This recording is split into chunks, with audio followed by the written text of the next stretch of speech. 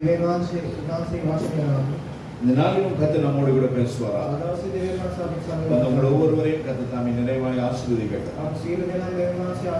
ஒரே ஒரு காரியம் மாத்திரம் நான் அறிந்திருக்கிறேன். கர்த்தருடைய வருகை மிகவும் சமீபமாயிருக்கிறது.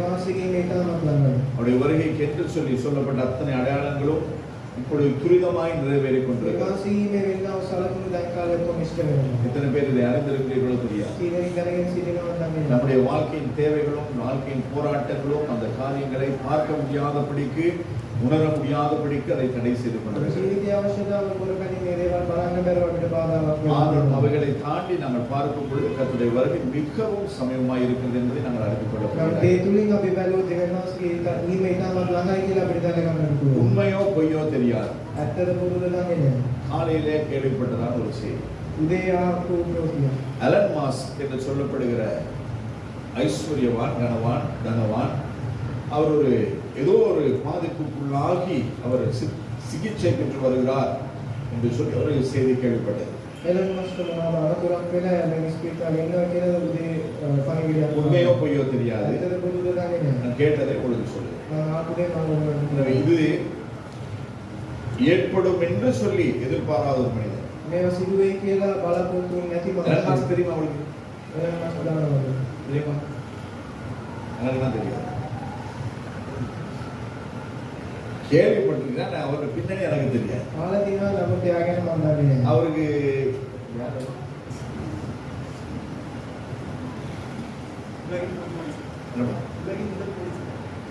உலகத்தில் முதல் கோடீஸ்வரர்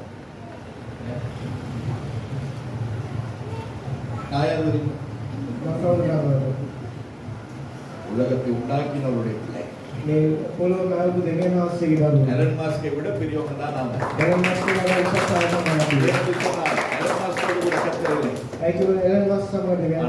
கூட தேவன் இருக்கிறார். வானத்தையும் பூமியையும் உண்டாக்கி அதை ஆண்டு நடத்துகிற ஒரே தேவனுடைய பிள்ளைகள் தான் நாம்.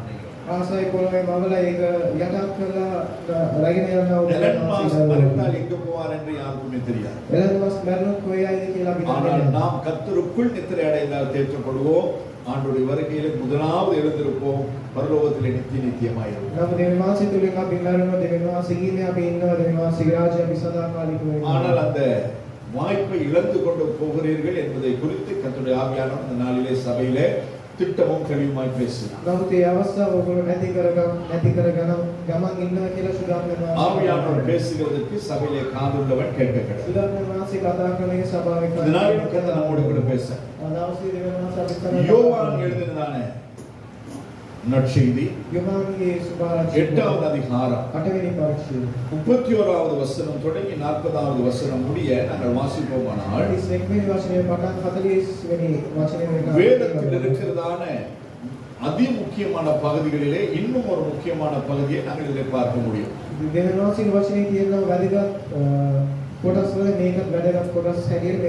யோவான் எழுதின சுவிசேஷம் 8வது அதிகாரம் 31வது வசனம் தொடங்கி 40வது வசனம் முடிய 31வது வசனத்திலே நாங்கள் இப்படியாய் வாசிக்கிறோம். இயேசு தம்மை விசுவாசித்த யூதர்களை நோக்கி நீங்கள் என் உபதேசத்தில் நிலைத்திருந்தால் மெய்யாகவே என் சீஷராய் இருப்பீர்கள்.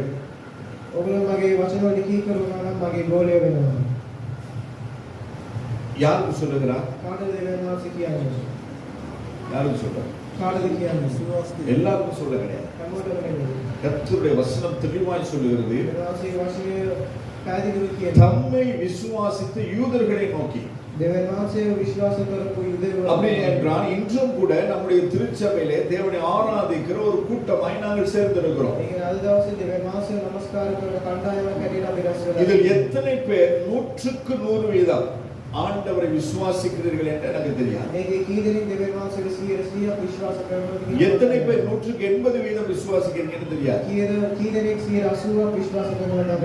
இன்னும் எத்தனை பேர் அதுக்கு குறைவாயோ அதிகமாயோ விசுவாசிக்கிறீர்கள் என்று எனக்கு தெரியாது. ஆனால் விசுவாசிக்கிறவங்களோடு கூட கர்த்தர் பேசுகிறார். நீங்கள் என் உபதேசத்தில் நிலைத்திருந்தால் மெய்யாகவே சீஷராய் இருப்பீர்கள்.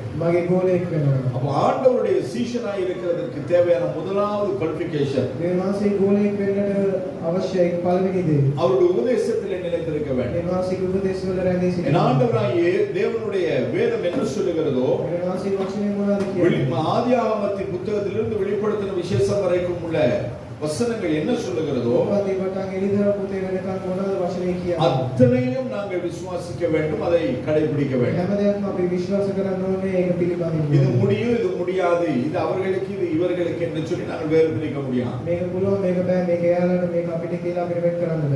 எல்லாமே நமக்கு. இந்த வேதம் எத்தனை பேர் சொல்லிய எத்தனை பேர்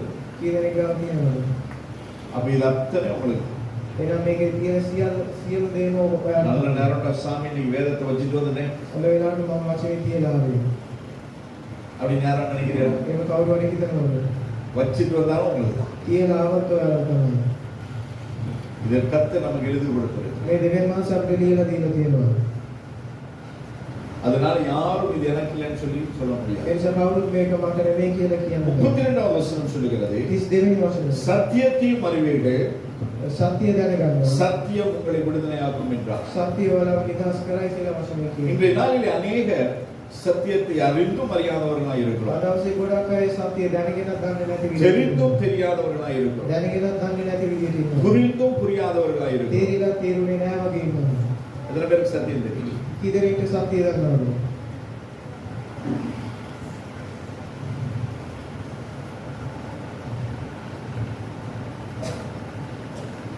இறைச்சி சாப்பிட வேண்டிய நாங்கள் இன்னும் பால் குடிச்சிட்டு මස්කට් අපි තාම කිරි බොනවා. நான் சொல்லல, பவுல் அப்போஸ்தலன் சொல்லுது. මම නෙමෙයි පවුල් කියන්නේ. இன்னும் குழந்தைகளாகவே இருக்கு. තාම දරුවන් හැටියටයි ඉන්නේ. விட்டா பதே படியில தவறு போயிருவியா? දුන්නොත් පඩිපෙළේ පාඩගාගෙන යනවා. பிரச்சனைகள் உண்டு, ප්‍රශ්න තියෙනවා. தேவைகள் உண்டு, අවශ්‍යතාවක් තියෙනවා. தாமதங்கள் உண்டு. කල් යනවා. ஆனாலும் கர்த்தருடைய வார்த்தைக்கு நாங்கள் கீழ்ப்படிய දෙවියන්ගේ වචනයට අපි කීකරු වෙන්න ඕනේ. சத்தியத்தையும் அறிவீர்கள். සත්‍ය දැනගන්නවා. சத்தியம் உங்களை விடுதலையாக்கும். සත්‍ය ඔබට විලාස කරනවා. 13வது வசனத்திலே அவர்கள் சொல்லுகிறார்கள். 33 වෙනි වචනේ ඒගොල්ලෝ කියනවා. யார் இந்த யூதர்கள் ஆண்டவரை பார்த்து சொல்லுகிறார்கள்? யூதවරු දෙවියන් වහන්සේව බලලා කියනවා. தேவனை அறிந்தவர்கள் சொல்லுகிறார்கள். දෙවියන් වහන්සේව දැනගත්තා වගේ. தேவனுடைய ஜனங்கள் சொல்லுகிறார்கள். දෙවියන් වහන්සේ ජනතාව அவர்கள் அவருக்கு பிரதியுத்தரமாக එයාලා நாங்கள் ஆபிரகாமின் சந்ததியாய் இருக்கிறோம். අපි ආබ්‍රහම්ගේ පරම්පරාව. நாங்கள் ஒரு காலம் ஒருவனுக்கும் அடிமையாய் இருக்கவில்லை. අපි කවදාවත් කාටවත් වාල්ලෙක් ඇටියට ඉඳලා නැහැ. விடுதலையாவீர்கள் என்று நீ எப்படி சொல்லுவீர் என்றார். නිදහස් වෙනවා කියලා ඔබ කොහොමද කියන්නේ? இதை நான் சொல்லிட்டு එහෙම තමයි අපිත් කියන්නේ. யாருக்கு அடிமை கிடையாது. අපි කාටවත් වාල්ලු නෙමෙයි. நாம யாருக்கு அடிமை கிடையாது. අපි කාටවත් වාල්ලු නෙමෙයි. நாங்க யாருக்கும் அடிமையா இருக்கோம். අපි කාටවත් වාල්ලෙක් වෙලා யாருக்கு ඉන්නවා. அடிமை? කාටවත් නෙමෙයි. அன்புக்கு நான் அடிமை. සෙනෙහසට මම යටත්. பல வருஷங்களுக்கு முன்னதாக ஒரு படம் வந்துச்சுன்னு நினைக்கிறேன். අවුරුදු ගානකට කලින් චිත්‍රපටයක් ආවා. ආවා. அப்படி பார்த்த தலையை ஆடுது. දකපු ඔළුව இன்னும் பார்த்து சில தலையில் ஆடாம இருக்குது. තාම බලපු ඔළුව ආටියද பிரச்சனை. ඇයි ඔයාලා ප්‍රශ්නය? கடையில் ஒரு போர்டு போட்டுருப்பாங்க, பார்த்துருக்கீங்களா? කඩේ බෝඩ් එකක් දාලා තියෙනවා බලලා තියෙනවා. என்ன போர்டு? මොනවද? சந்திரகலாபுரம் தெரியுது. கடன் அன்பை முறிக்கும். ණය සෙනෙහස කඩා ගන්නවා. ஆண்டவர் சொல்லுகிறார், දෙවියන් වහන්සේ කියනවා அன்பிலே கடன் படுங்க. සෙනෙහසින් ණය වෙන්න. வேற எதுலயுமே நீங்க கடன் படாது. වෙන කිසි දෙයකින් එපා. அன்பிலே கடன் படுங்க. සෙනෙහසින් ණය වෙන්න. அந்த அன்பை ஏராளமா கொடு, தாராளமா கொடு. ඒ කියන්නේ සෙනෙහස වැඩි குறைவில்லாதபடிக்கு கொடு. අඩුවක් නැතුව දෙන්න. உங்களுக்கு முடியுமோ முடியாதோ அதை கொடு. ඔයාලට පුළුවන් ද බැරිද දෙන්න. அதனால தான் அவர் எனக்காக உங்களுக்கு ஜீவனையே கொடுத்தார். ඒ නිසා දෙවියන් වහන්සේ ඔබට அந்த ஜீவனின் நிமித்தமாய் அவருடைய அன்பு என்னது என்று நாம் அறிந்திருக்கிறோம். ඒ ජීවනයේ නිසා දෙවියන් වහන්සේගේ සෙනෙහස. அப்ப இந்த ஜனங்கள் சொல்லுகிறார்கள், ඒ ජනතාව කියනවා நாங்கள் ஆபிரகாமின் சந்ததி, අපි ආබ්‍රහම්ගේ පරම්පරාව. நாங்கள் ரட்சிக்கப்பட்டவர்கள். අපිට ගැලවීම අපි தேவன் நம்மை தன்னுடைய இரத்தத்தினால் நம்மை சுத்திகரித்திருக்கிறார். ඒ වාසියාගේ ලේ වලින් අපිව ஜீவ புத்தகத்திலே என்னுடைய பெயரை எழுதி வைத்திருக்கிறார். ජීව පොතේ අපේ නම நான் தேவனை ஆராதித்துக் கொண்டிருக்கிறேன். දෙවියන් වහන්සේ නම நான் தேவனுக்கு ஊழியம் செய்து கொண்டிருக்கிறேன். දෙවියන් වහන්සේ எனக்கு சத்தியம் தெரியும் මම සත්‍යය இந்த දන්නවා சத்தியத்தின்படி நடக்கிறேன் මම වචන අනුව ජීවත් என்று වෙනවා சொல்லி நாமும் சொல்லிக் கொண்டிருக்கிறோம். එහෙම අපි කියනවා ஆனால் அடுத்த வசனம் சொல்லுகிறது නමුත් ඊළඟ වචනේ என் කියනවා ஆண்டவராகிய இயேசு கிறிஸ்து அவர்களுக்கு பிரதியுத்தரமாக යේසුස් වහන්සේ ඒවට කියනවා பாவம் செய்கிறவன் எவனோ පව් කරන කවුරු பாவத்துக்கு அடிமையாய் இருக்கிறான் என்று පව් වලට වාල්ලෙක් කියලා மெய்யாகவே மெய்யாகவே உங்களுக்கு சொல்லுகிறேன். සැබෑවෙන්ම මම කියනවා எத்தனை பேர் பாவமே செய்யறதில்லை? කී දෙනෙක් පව් කරන්නේ නැහැ அப்படி யாராவது இருக்கீங்களா? ඒක කවුරු හරි ඉන්නවද நான் பாவமே செய்தது கிடையாது. මම පව් කරන්නේ නැහැ ரட்சிக்கப்பட்ட நாள்ல இருந்து இன்னைக்கு வரை நான் பாவமே செஞ்சது கிடையாது. ගැලවිම ලැබිච්ච දවසේ ඉඳලා අද වෙනකම් පව් කරලා නැහැ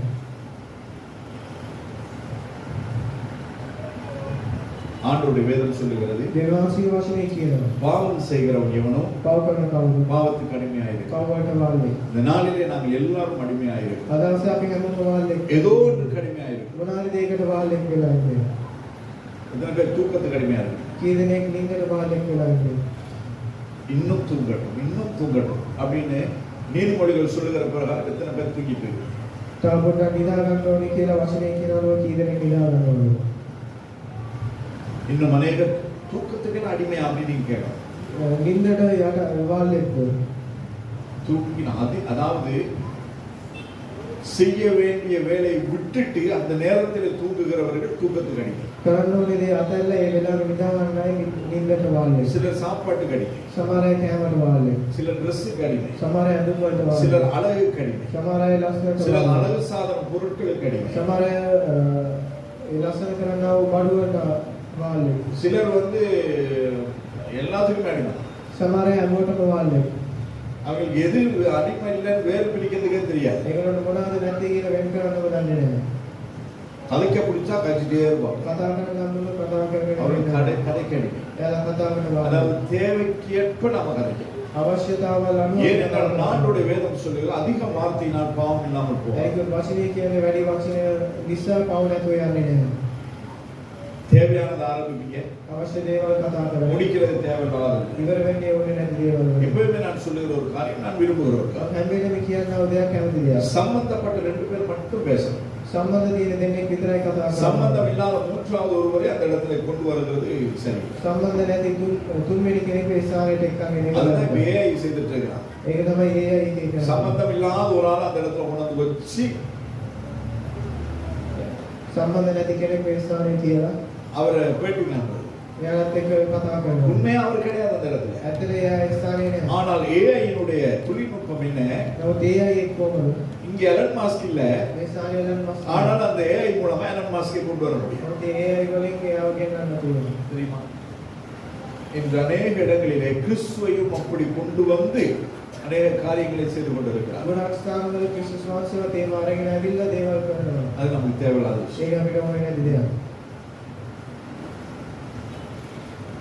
அப்ப இன்னைக்கு நாம் அடிமையா இருக்கிறோம் இல்ல? අද අපි වාල්ලෙක් හැටියට ඉන්නවද නැද්ද? அடிமையா இருக்கிறோம். වාල්ලෙක් වෙලා ඉන්නේ. கேட்ட நேரம் இல்லை. ලැබුත් වෙලා නැහැ. நேரம் இல்லாமல் நாங்கள் நேரத்துக்கு நாங்கள் அடிமையாகி கொண்டிருக்கிறோம். වෙලා නැතුව අපි වෙලාවට වාල්ලෙක්. நாள் அறிவுனா அவ்வளவு வேலை. උදේ නැගිටිනකොට එච්චර වැඩ. அது ஒண்ணு முடியும் ஒண்ணு வரும், ஒண்ணு முடியும் ஒண்ணு வரும். එකක් ඉවර වෙන්නේ එකක් එනවා. ஏன்னு சொன்னா ඇයි කිව්වොත් எத்தனை பேர் කී දෙනෙක් உங்க வீட்டுக்குள்ள ඔයගොල්ලෝගේ ගෙදර அவசியம் இல்லாம நடந்துட்டு இருக்கீங்க? අනවශ්‍ය විදියට ඇවිදින්නේ. கேட்கறது புரியுதா? ආයෙක තේරෙනවා. சும்மா கிச்சனுக்கு போறது, නිකන් කුස්සියට යනවා. திரும்பி வர, ආයෙ යනවා. ஐயோ நான் மறந்தேன். මට අමතක වුණා.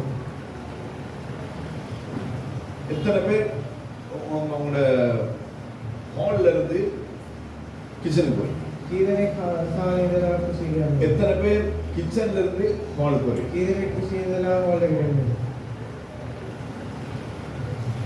ஆனா காலையில குடிச்ச டீ கப் எங்க இருக்கும்? නමුත් උදේ දීපු තේ කෝපේ කොහෙද තියෙන්නේ? ஹால்ல. හෝල් එකේ තියෙන්නේ. அதை பார்த்துட்டு பார்த்துட்டு போ. ඒක බලලා යනවා. அதுக்கப்புறம் இன்னொரு ஆளுக்கு சொல்றது அதை கொண்டு வை. ඊට පස්සේ තව කෙනෙක් කියලා ඒකක් நீ කියනවා. எத்தனை முறை கிச்சனுக்கு போய் வர? ඔයා කීපාරක් ගිහිල්ලාවද?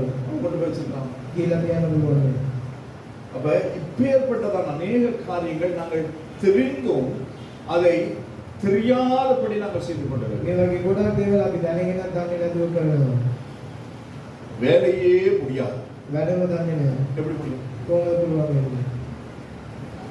அதனாலதான் நாங்கள் இங்க எத்தனை பேர் படிச்சீங்களோ தெரியல, කීදෙනෙක් ඉගෙන ගන්නවද දන්නේ නැහැ. டைம் மேனேஜ்மெண்ட் ஒன்று. டைம் மேனேஜ்மென்ட் කියන එකක් තියෙනවා. அதை நாங்கள் நேரத்தை திட்டமிட, ඒක වෙලාව වෙන් කරන එක. காலையில் எழும்புனா இது இது இது இது இது. උදේ නැගිටොත් මේ දේවල්. கம்பெனிஸ்ல எல்லாம் பாத்தீங்கன்னா டு டூ லிஸ்ட்னு ஒன்று இருக்கும். කම්පැනිස් වල ටු ඩු ලිස්ට් කියලා එකක් அது තියෙනවා. இன்னைக்கு நாள் என்னென்ன காரியங்களை செய்யணும். අද දවසේ මොනවද කරන්න ඕනේ? இப்ப டைரியில அது கிடையாது. අද ඩයරි එකේ இந்த டைரியில வந்து மேனேஜ்மென்ட் டைரின்னு ஒன்று இருக்கும். ඉස්සර ඩයරිස් වල அதை வந்து மேனேஜ்மென்ட் 8 ඩයරි மணிக்கு 9 மணிக்கு 10 மணிக்கு 11 மணிக்கு அப்படி டைம் போட்டு வச்சிருப்பான். ඒකේ වෙලාව දාලා அப்ப තියෙනවා. அந்தந்த நேரத்துல அந்த காரியங்களை செய்யறது. ඒ වෙලාවේ මේ දේවල් කරන්න. அந்த டைம் மேனேஜ்மெண்ட்டை ஆண்டவர் நேர்த்தியானவர். ඒ ටයිම් මැනේජ්මන්ට් එකේ වෙනවාසේ ගොඩක් முதலாம் நாளிலே படைக்க வேண்டியதை அவர் படைத்து நாளின் முடிவிலே இது நல்லது என்று கண்டார். පළවෙනි දවසේ මවන්න ඕන දේවල් මවලා මේක හොඳයි කියලා இரண்டாவது, மூணாவது, நாலாவது, ஐந்தாவது, ஆறாவது நாளிலும் எல்லாவற்றையும் உண்டாக்கி நல்லது என்று கண்டார். පළවෙනි දවසේ වෙනකන් ඔක්කොම මවලා යාපත් කියලා යනවා. இவ்வளோ பெரிய உலகத்தை உண்டாக்கினவர் ஏழாவது நாள் அவர் ஓய்ந்திருந்தார். මෙච්චර දේවල් කරලා අත්වෙනි දවසේ විවේකයක්. ஆனா ஏழாவது நாள் தான் நமக்கு சடங்கு வரும், என்னது கர்மாதி வரும், எல்லாமே வரும். නමුත් අත්වෙනි දවසේ තමයි අපිට හැම උත්සවයක් වෙන්නේ. ஞாயிற்றுக்கிழமை எவன் செத்தாலும் அந்த சாவுக்கு நான் போறது கிடையாது. ඉරිදා කවුරු මැරුණොත් ඒ මරණයට මම කවදාවත් යන්නේ නැහැ. நம்மளால இருக்க முடியுமா? අපිට මෙන්න පුළුවන්. எங்க அம்மாவோட சாவுக்கு வந்தாங்க, මගේ අම්මගේ මරණයට எங்க ආවා. அப்பாவோட சாவுக்கு வந்தாங்க. මගේ තාත්තගේ මරණයට ආවා. நிச்சயமா அவன் சாவுக்கு வருவான்னு எதிர்பார்க்கணும். අනිවාර්යෙන් ඔයාගේ මරණයට එනවා කියලා බලාපොරොත්තු වෙන්න එපා. அப்படியே வந்தாலும் நாங்க பார்க்க போறது கிடையாது. ඒ මාවත් අපි බලන්නේ නැහැ. அதனால ஆண்டவருடைய வேதம் என்ன சொல்லுகிறது? ඒ නිසා දෙවියන් වහන්සේගේ වචනය மரித்தவன் மரித்தவனை அடக்கம் செய்யும். මැරිච්ච අය මැරිච්ච අයගේ කටයුතු කරනවා. நமக்கு கர்த்தர் இந்த நாளிலே நமக்கு ஒரு வேலையை வைத்திருக்கிறார். අපිට දෙවියන් වහන්සේ රාජකාරියක් දීලා அந்த வேலையை நானும் செய்ய வேண்டும், நீங்களும் செய்ய வேண்டும். මේ රාජකාරිය අපි කරන්නට ඕනේ. இன்னும் நிறைய பேர் பாத்தீங்கன்னா உறவுகளுக்கு அடிமையா இருப்பாங்க. තව ගොඩක් අය බැලුවොත් නෑදෑයන්ට இன்னும் சிலரை பார்த்தீங்கன்னு சொன்னா அநேக காரியங்களுக்கு அடிமைகளாய் தான் நாங்கள் வாழ்ந்து கொண்டிருக்கிறோம். සමහර අය බැලුවොත් ගොඩක් දේවල් වලට වාල්ලෙක් හැටියට ජීවත් වෙනවා. சிலர் பாத்தீங்கன்னா பெர்ஃப்யூம் அடிமையா இருப்பாங்க. සමහර අය පර්ෆියුම් වලට වාල්ලෙක් වෙනවා. சிலர் வந்து நெயில் பாலிஷுக்கு, சிலர் வந்து அநேக காரியங்கள். ඒක ගොඩක් දේවල් තියෙනවා. உங்களுக்கு நெயிலுக்கு ஒரு பொலிஷ் வேணும்னு சொன்னா ஆண்டவர் அப்படியே பிறக்கும் போதே உங்களுக்கு ஒரு ஆளுக்கு நீளமா கொடுத்துருப்பாரு, ஒரு ஆளுக்கு பச்சையா கொடுத்துருப்பாரு. දෙවියන් වහන්සේ දෙන්න ඕන දෙවියන් වහන්සේ ඉපදෙනකොටම පාට දීලා තියෙනවා. அன்னைக்கு ஒரு மகளை பார்த்தேன், விரலுக்கு ஒரு கலர் அடிச்சிட்டு இருக்காங்க. එදා ළමෙක්ව දැක්කා ඇඟිල්ලට வேற எங்கேயும் போய் பார்க்கல, நம்ம சபையில பார்த்தேன். මේ කොහෙවත් නෙමෙයි අපේ සභාවේ. இன்னைக்கு அவங்க அப்செட். අද යාළුවෝ சரியா? விரலுக்கு ஒரு கலர். ඇඟිල්ලට පාට. என்னைக்காவது நாம விரல தேய்ச்சி கழுவி இருக்கிறோம். කවදාහරි අපි ඇඟිල්ල නියපොත්ත முன்னொரு காலத்துல ஒரு பழக்கம் இருந்தது. ඉස්සර කාලේ පුරුද්දක් තියෙනවා. பழைய பிரஷ் எடுத்து, පාන ප්‍රශ්න பழைய டூத் பிரஷ், அதுல சோப் எடுத்து கொஞ்சம் நகத்துக்கெல்லாம் பூசி கழுவுவாங்க. ඒක සෝප් එකේ දාලා නියපොත්ත දාලා யாராவது அப்படி கழுவி இருக்கீங்களா? කවුරුහරි ඒක කරලා තියෙනවා. இன்னைக்கு கழுவியலாம், අද කරනවද? இன்னைக்கு கழுவியலாம். අදත් කරනවද? நான் வந்து செக் பண்ணேன். ඇවිල්ලා බලන්න. அப்ப இப்பேற்பட்டதான காரியங்கள் இருந்தது, ஆனால் இன்று இல்லை. මේ වගේ දේවල් තිබ්බා නමුත් මේ කාලේ ඒවා නැහැ. காரணம் என்ன? කාරණාව මොනවද? நாங்க எல்லாம் வளர்ந்துட்டோம். අපි ලොකු වෙලා. எதுல வளர்ந்துட்டோம்? நாகரிகத்துல வளர்ந்துட்டோம், புது கண்டுபிடிப்புகள்ல வளர்ந்துட்டோம். අලුත් හොයා ගැනීමේ දියුණුව වෙනවා. முன்ன ஆலங்குச்சியும் என்னது வேப்பங்குச்சியும் வச்சு பல் வளர்க்கனாப்ல. ඉස්සෙල්ලා කටු කියලා ඒ දම් නැද්ද? நீ பேட்டரி போட்டு பிடிச்சா அது பாடு வலிக்கிட்டு போகுது. නමුත් අද බැටරි දාලා ඒක පාඩුවේ දම් වදිනවා. அன்னைக்கு திறந்து ஒண்ணுக்கு ரெண்டு உள்ள போட்டு பிளேட போட்டு திரும்பி சேவடுகிறோம். ඉස්සෙල්ලා ප්ලේට් එකම ගාලා දාලා ෂේව් කරනවා. இன்னைக்கு எடுத்தாச்சு வீசியாச்சு. දැන් නැත්නම් ෂේව් කරලා සික් කරනවා. 10 நாளைக்கு ஒரு தேர்ந்து எங்க வச்சேன் දවසට ඇවිල්ලා කොහෙද කියලා. எல்லாமே மாறிடுச்சு. හැම දෙයක්ම වෙනස් වෙනවා. ஆனால் நேற்றும் இன்றும் என்றும் மாறாத ஒன்றே ஒன்று நம்ம ஆண்டவர் அவருடைய வேதம். நம்ம කවදාවත් වෙනස් වෙන්නේ නැති එක මේ මාසික වශයෙන්. முதலாவது நூற்றாண்டிலே ஆண்டவருடைய வேதம் அச்சடிக்கப்பட்டது.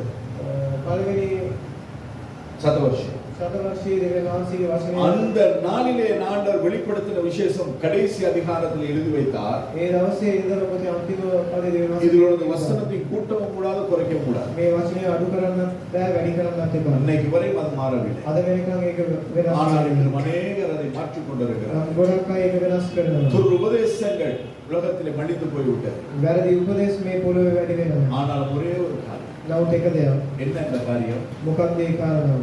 என்னது காரியம்? මොකක්ද ඒ? ஆண்டோடைய வருகையிலே நாங்கள் அவருக்கு கனவு. දේවාසින් ඉන්නේ අපි දේවාසිනේ ගණන් දෙන්න ඕනේ. இது நம்ம இஷ்டத்துக்கு மாத்தி பேசுறது கிடையாது. මේ අපේ ආසාව වෙනස් කරලා ලියන එක இது නෙවෙයි. கர்த்தர் நமக்கு அவரே எழுதி கொடுத்தது. මේ දේවාசி අපිට යාම ලියලා දීලා. அதனால ஆண்டவர் சொல்றாரு சத்தியத்தையும் அறிவீர்கள் சத்தியம் உங்களை ඒක දේවාசி කියන සත්‍යය වල இந்த சத்திய வேதத்தை நாம் அன்றாடம் வாசிக்கும் பொழுது நம்முடைய வாழ்க்கையில் இருக்கிறதான தவறுகளை அதை நமக்கு காண்பிக்குமானால் මේ සත්‍ය වචන අපි කියවනකොට අපේ වැරදි ඒක පෙන්වනවා. அந்த காரியத்தை நாம் மாற்றிக்கொள்ள வேண்டும். ඒ දේ අපි වෙනස් කරන්න ඕනේ.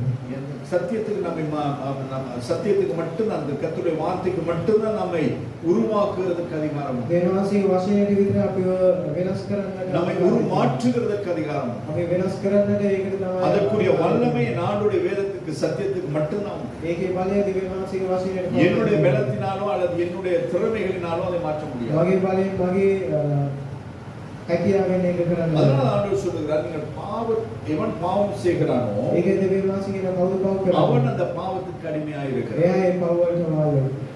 அப்ப நாம் செய்கிற பாவங்கள் என்னது என்று உங்களுக்கும் தெரியும் எனக்கும் தெரியும். අපි කරන පව් මොනවද කියලා ඔයගොල්ලෝ දන්නවා මාත් அப்ப දන්නවා. நாம் அதை செய்யும் பொழுது අපි ඒක කරනකොට அந்த பாவத்துக்கு நாம் அடிமையாக இருக்கிறோம். ඒ පව් වලට අපි මාළෙක් அந்த වෙනවා. பாவத்திலிருந்து மீண்டு வர என்னாலும் உங்களால முடியவே முடியாது. ඒ පව් වලින් නැවිතලා නැවතෙන්න அந்த අපිට முடியாத ஸ்தானத்தில் இருந்து நம்மை தூக்கி எடுக்கிறதுக்கு தான் தேவனுடைய கிருபை நமக்கு ඒ கொடுக்கிறது. බැරි ස්ථානයෙන් අපිව උසුලා ගන්න තමයි දේවාසීගේ කරුණාව.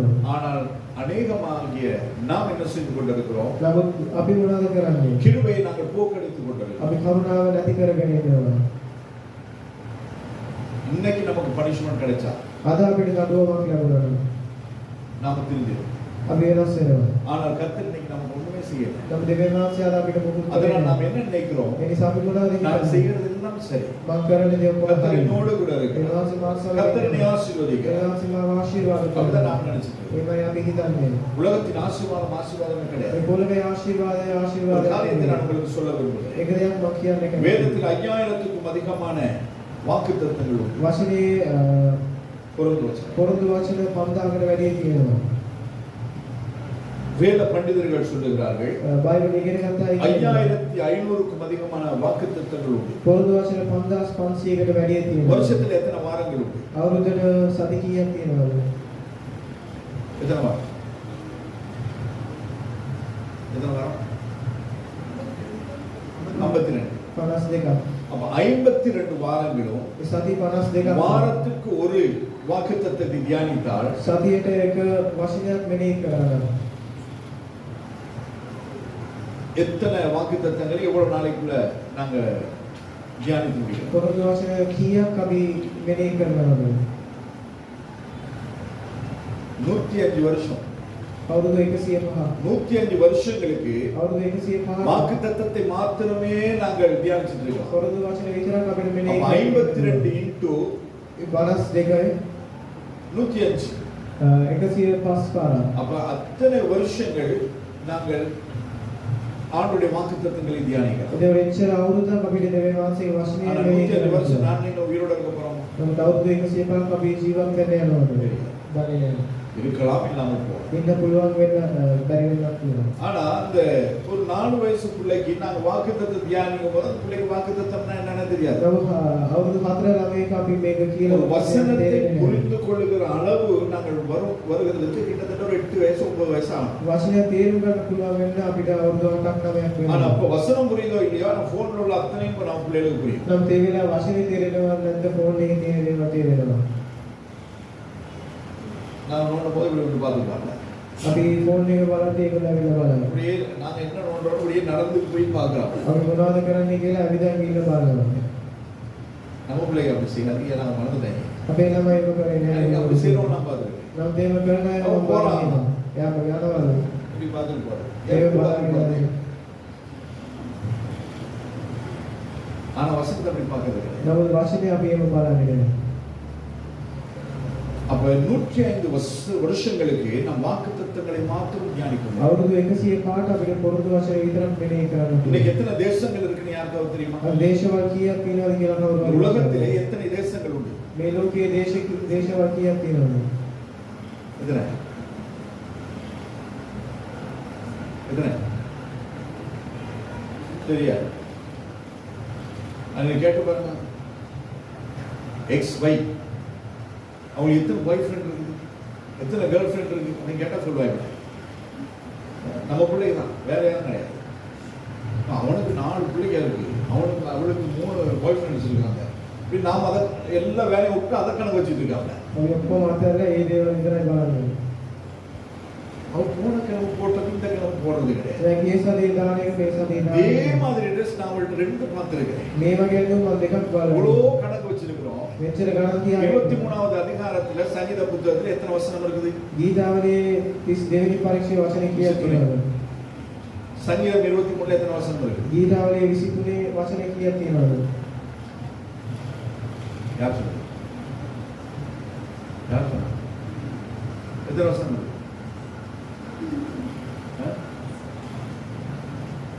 ஆதியாகமத்தில் எத்தனை அதிகாரம் இருக்கு? உற்பத்தி பரீட்சை கீழே மேல 10 வசனம் அதிகாரம் வராது. உடல் மேல் மாடியில் இருக்கும் 43. சரியா? அப்படியே பின்னுக்கு தலையாட்டுறாங்க. ஆதியாகமத்தில் 43 இல்லையா? அப்ப எத்தனை? 50. ஆபிரகாம் எத்தனாவது வருஷத்துல செத்தார்? அவருக்கு யாருக்காவது தெரியும்? இதெல்லாம் தெரியாது. ஆனா பக்கத்து வீட்டுக்கு எத்தனை பேர் எத்தனை நாளைக்கு வந்துட்டு போறாங்கன்றது தெரியும். இதுக்கு நாம் அடிமையாயிருக்கு. மத்தவனை வேவு பார்க்கறதுக்கு நாங்க அடிமை. இதெல்லாம் கர்த்தர் எதிர்பாராத விரும்பாத காரியம். தேசத்திலே 249 நாடுகள் உண்டு. அதில் 195 நாடுகள் யுஎன்னுடைய அதாவது அந்த கவரிங் கூட இருக்கிறாங்க. United Nations. அதிலும் சில வல்லரசு நாடுகள் யூரோப்பியன் யூனியனுக்குள்ள வந்திருக்கிறாங்க. ஏன் யூரோப்பியன் யூனியனுக்குள் வந்திருக்கிறார்கள்? அந்த யூரோப்பியன் யூனியன் தான் அந்தி கிறிஸ்துவுக்கு வேலை செய்கிறதான ஏஜென்ட். அப்ப இந்த தேசம் அந்த யூரோப்பியன் யூனியன்ல இருக்கிறதான அந்த நாடுகள் எல்லாம் சேர்ந்துதான் கடைசி நாட்கள் ஒன் நேஷன் ஒன் வாய்ஸ் இப்படி எல்லாம் கொண்டு வராங்க. அதெல்லாம் நடக்கிறதுக்கு அதாவது ஆண்டவருடைய வருகையின் பொழுது அந்தி கிறிஸ்துவுக்கு இந்த பூமியில யோவான் ஸ்நானகன் எப்படி இயேசு கிறிஸ்துவின் வருகைக்கு வழியை ஆயத்தம் பண்ணினானோ அதே போல இந்த அந்தி கிறிஸ்துவினுடைய வருகைக்கு உலகத்தை ஆயத்தப்படுத்துகிற ஒரு குழு இவர்கள் தான்.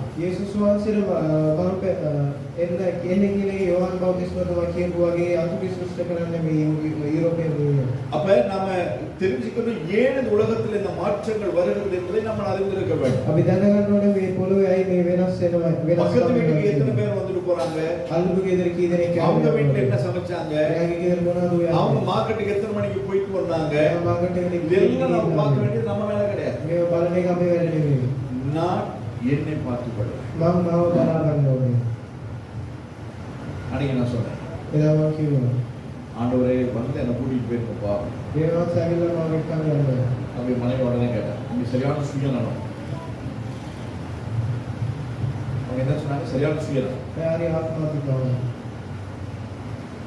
அப்ப அவர் வரும் பொழுது என்ன கூட்டிட்டு போக சொல்லி கேட்கணும். நம்ம எல்லாரையும் கூட்டிட்டு போக சொல்லி கேட்கணும். ஆனால் எத்தனை பேர் அவருடைய வருகையிலே போகிறதுக்கு நாங்கள் தகுதியா இருக்கிறோம் என்கிறது நமக்கு தான் தெரியும். நிறைய பேர் வந்து சொல்லுவாங்க ஆண்டோடைய வருகை இஷ்டம் கிடையாது, ஆவியும் மனவாட்டியும் வா என்பார்களாக என்று வேதத்தில் எழுதப்பட்டிருக்கிறது. என்னைக்காவது நீங்க ஆண்டோரை சீக்கிரம் வாங்கன்னு ஜெபம் பண்ணிருக்கீங்க? சீக்கிரம் தாங்கன்னு தான் ஜெபம். அது தாங்க, இது தாங்க, அங்க தாங்க, இங்க தாங்க, அவ்வளவு தாங்க, இவ்வளவு தாங்க கேட்கணும். ஆண்டவரே சீக்கிரமாய் வாரும். நான் ஏன் தெரியுமா? குடும்பத்தை பார்க்க வேண்டிய அவசியம் கிடையாது, ஊழியம் செய்ய வேண்டிய அவசியம் கிடையாது, பிரசங்கம் பண்ண வேண்டிய அவசியம் கிடையாது. எல்லாவற்றிலும் இருந்து விடுதலையாகி தேவனோடு கூட நித்திய நித்தியமாயிருக்கும். அப்ப இங்க இருந்து பாடுபடுகிறதுக்கு உங்களுக்கு விருப்பமா? இல்ல அங்க போய் சந்தோஷம், கண்ணீரும் இல்லை, கவலையும் இல்லை, பசியும் இல்லை, நோய் வியாதியும் இல்லை. அங்க இருக்கவங்களுக்கு விருப்பம். මේ ඉඳලා දුක් විඳින්න කැමති නැත්නම් ස්වර්ග රාජ්‍ය නිදාස වෙන්න කැමති. நமக்கு அது விருப்பம் கிடையாது. අපිට ඒක කැමති නෑ. இங்கேயே இருந்து கஷ்டப்பட்டு செத்துப்போம். මේ ස්ථානයේ ඉඳලා අමාරුවෙන් මැරෙනවා. அதுதான் நமக்கு விருப்பம். ඒක තමයි අපි அங்க කරන්නේ. போறது ஒருத்தருக்கு இஷ்டம் මේ கிடையாது. ස්ථානයේ යන්න කාටවත් அதனால தான் நாம் என்ன பண்றோம்? ඒකයි අපි என் මොනවද பிள்ளைய කරන්නේ? அதப்படி இதப்படி அதை பண்ணு இதை பண்ணு ஆள் எழுபது தூங்க வரையும் தூங்கின பிறகு கேட்போம் என்ன எடுத்து வச்சுட்டு படுத்துட்டியா நாளைக்கு ஸ்கூலுக்கு போறதுக்கு. ළමයි මේක කරන්න කියලා උදේ ඉඳලා அது தூங்குற பிள்ளைய தட்டி எழுப்பி கேட்கணுமா? නිදාගෙන ඉන්න ළමයාව ඇරලා ආන්නවලු. அப்படியே புக்ஸ் எடுத்தா சரி நீங்க எல்லாத்தையும் ஒண்ணா சேர்த்து வைங்க காரணம் எடுத்து வச்சுக்கணும். ඒව පොත් తీරවල ඔක්කොම එකට තියන්නේ උදේ අරන් තියයි. தட்டி எழுப்பி ஜாப் பண்ணியா கேட்கறோமா? තට්ටු කරලා ඇරලා යාඥා කරාද කියලා தட்டி අහනවා. எழுப்பி கேட்கறோமா? நீங்க 5 அதிகாரம் வாசியா අද පරීක්ෂා පාක් කියවනේ இவன் தூங்காம படுத்துட்டான். අපේ ළමයා නිදාගන්නේ නැහැ. அவன் எழுப்பி உட்கார வச்சு விட்டுறது. එයාව ඇරවල அப்படி செஞ்சு செஞ்சு இப்படி விடுவாங்க. එහෙම හේතු වෙලා அவனை நிமித்தி வச்சு கொடுப்போம். එයාව කෙලින් ඉඳවලා අපි කැම දෙනවා. அந்த ராத்திரியிலே ஆண்டோடைய வருகை சம்பவிக்குமானால் ඒ රාත්‍රියේ දේවාසී ගීම කායත් වෙනවා. உன் பிள்ளைய வேதம் வாசிக்காதபடி பிள்ளையை நடத்த வேண்டிய விதத்திலே நடத்தாதபடி ළමයා මවපෙන් කරන විදියට நீயும் படுத்து මවපෙන් பிள்ளையும் படுக்கிற நேரம் ஆண்டோடைய வருகை එයා சம்பவிக்குமானால் සිතාගෙන ළමයා නිදාගෙන ඉන්නකොට දේවාසී ගීම ආවම කරන්නේ. நம்ம பிள்ளை படிக்கணும். අපේ ළමයා ඉගෙන ගන්න ඕනේ. படிச்சு என்ன செய்யும்? ඉගෙනගෙන මොනවද කරන්නේ? ஒன்றும் பண்றதுக்கு இனிமேல் வாய்ப்பு இல்லை. මොකුත් කරන්න බෑ. லேபர் ஜாப் மட்டும்தான் இனிமேல் நீயும். ලේබර් ජොබ් විතරයි තියෙන්නේ. டீச் பண்றதுக்கு ரோபோக்கள் கண்டுபிடிச்சாச்சு. උගන්වන්න රොබෝට්ස් හොයාගත්තා.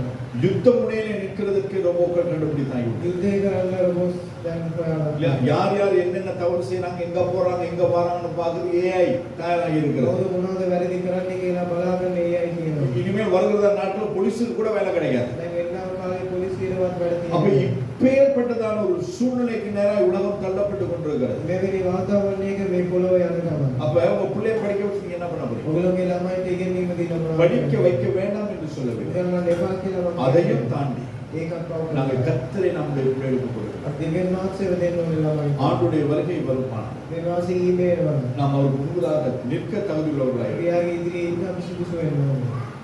ஆண்டவர் வரும்பொழுது දෙවියන්වහන්සේ නමෝ. டாக்டர் நோயல் வாங்க, ડોક્ટર નોયલ ரெவரண்ட் நோயல் வாங்க, રેવરન્ડ નોયલ ப்ராஃபட் நோயல் வாங்க, પ્રોફેટ அப்படியே નોયલ கூட வராது. එහෙම දලගානේ உண்மையும் முத்தம் உள்ள ஊழியக்காரனே අවක සේවකයා. என் பிதாவினுடைய சந்தோஷத்துக்கு கொடுக்கிறேன். ඥාන වහන්සේගේ සතුට ஒரே ஒரு வார்த்தை தான். ඇතුල් වෙන්න. உங்களுக்கும் அதுதான் எனக்கும். ඔයාටත් ඒකයි මටත් அந்த ඒකයි. வார்த்தையை கேட்க நாம் நீங்கள் தகுதி உள்ளவர்களாக මේ இருக்கிறோம். වචනේ ආන්න අපි සුදුසු වෙන්න.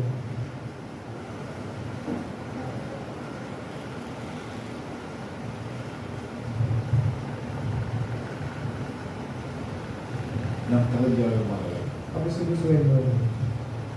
நானே இவ்வளவு உங்களுக்காக அங்கலாக்கிறேன் என்று சொன்னார். මම ඔබට වෙනුවෙන් මෙච්චර දුක් විඳිනවා. அதனாலதான் ஆண்டோட வருகைக்கு ஆயத்தமாக ஆண்டோட வருகையில போறதுக்கு தயாராக சொல்றது காரணம். දෙවියන්වහන්සේ ඊමේල් සූදානම් நீங்க படிச்சு ஒரு நல்ல வேலைக்கு போனீங்கன்னா ඔයගොල්ලෝ ඉගෙනගෙන හොඳ වැඩකට ஒரு ගියා. லட்சம் ரூபாய் சம்பளம் கிடைச்சதுன்னா ලක්ෂයක් පරිහම් වෙනවා. தசம்பகம் எவ்வளவு?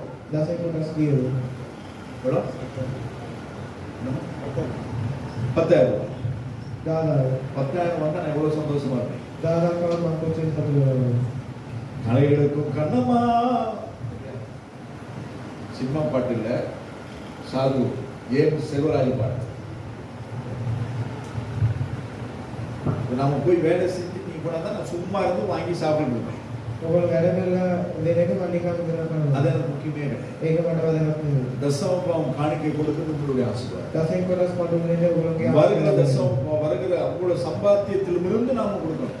එන්නව සීල දේවලින් අපි දෙවියන් වහන්සේට දෙන්න. எனக்கு 1 லட்சம் ரூபாய் தான் கிடைக்குது, මට ලක්ෂයක් හම්බෙනවා. அதனால நான் 1 லட்சம் ரூபாய் கொடுக்குறேன். ඒ නිසා මම ලක්ෂයක් දෙන්නම්. மொத்த சம்பளம் எவ்வளவு?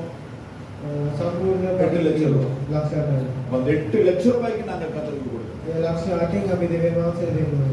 இது சொல்ல வேண்டிய அவசியமே கிடையாது. ඒ කියන්න අවශ්‍ය நான் නැහැ. ஏன் சொல்லுகிறேன்? මම ඒ කියන්නේ.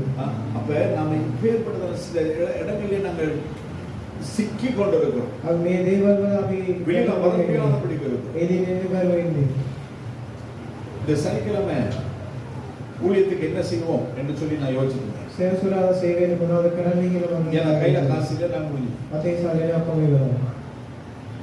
திடீர்னு சகோதரன் ஒரு அமௌண்ட் போட்டாங்க. ආකල් ගානක් ගන්නවා. எதிர்பாராத இடத்துல இருந்து ஒரு அமௌண்ட் வந்தது. බලාපොරොත්තු නැති சனிக்கிழமை ஊழியத்தை மற்ற நாளை காட்டிலும் சிறப்பாய் செய்கிறோம். සෙනසුරාදා සේවය අනිදා සෝල්ට වඩා ஏனென்றால் நமக்கு හොඳයි. வர்ற அப்பளத்தையும் நான் ஊழியத்தை தான் கொடுக்கிறேன். අපිට එන සියලු දේවල් ஏன் இதை சொல்லுகிறேன்? ඇයි මේක කියන්නේ? கர்த்தருக்கு நாங்கள் கொடுக்கும் பொழுது ஒரு நாள் நமக்கு குறைவு. මේ මානසික අපි දෙනකොට අපිට அப்ப இப்ப ஏற்பட்டதான காரியங்கள் நமக்கு முன்புதான் இருக்கும் பொழுது මේ දේවල් අපි ඉදිරියේ තියෙනවා. நாங்கள் அடுத்து என்ன செய்கிறது என்பதை குறித்து நாங்கள் அதுவே நம்முடைய சிந்தையா இருக்கிறது. අපි ඊළඟට මොනවද කරන්නේ කියන එක තමයි අපි நம்முடைய அன்றாட தேவைகளும் நம்முடைய வாழ்க்கையில ஏற்படுகிறதான பிரச்சனைகளும் අපි ජීවිතයේ අවශ්‍යතාවල් ප්‍රශ්න அதையும் தாண்டி இருக்கிறதான ஆண்டவரை பார்க்க முடியாதபடிக்கு நம்மை தடை செய்கிறது. ඒකට තැහැයින් ඉන්නව දෙවියන් වහන්සේ බලන්න බැරි විදිහට අපිට அப்ப இந்த බාධා. உலகத்தில் அத்தனை தேசங்கள் உண்டு. මේ පොළොවේ චිර දේශ තියෙනවා. யூஎன்னிலும் யூரோப்பியன் யூனியனிலும் அத்தனை நாடுகள் உண்டு. UN එක රටවල් ගොඩක් இந்த තියෙනවා. பூமியில எத்தனை லாங்குவேஜ் இருக்குன்னு உங்களுக்கு தெரியுமா? මේ ලෝකේ භාෂාවල් කීයක් තියෙනවද කියලා எத்தனை දන්නවද? லாங்குவேஜ் இருக்கு? எத்தனை? 6000 மொழிகள். භාෂාවල් 6000. 6000 மொழிகள் இந்த உலகத்துல பேசப்படுகிறது. භාෂාවල් 6000ක් මේ පොළොවේ කතා කරනවා. ஆனால் 6000 மொழிகள்ல 2000 மொழிகளுக்கு வேதம் கிடையாது. නමුත් ඒකේ භාෂාවල් 2000කට දෙවියන් වහන්සේ වචනේ නැහැ. அவர்கள் பேசுறாங்க, ஏதோ பேசுறாங்க. ඒගොල්ලෝ කතා කරනවා. ஆனால் அந்த 2000 மொழிகளுக்கு வேதம் கிடையாது. නමුත් ඒගොල්ලන්ට දෙවියන් වහන්සේගේ වචනේ නැහැ. ட்ரைப்ஸ் என்றது என்னது? ட்ரைப்.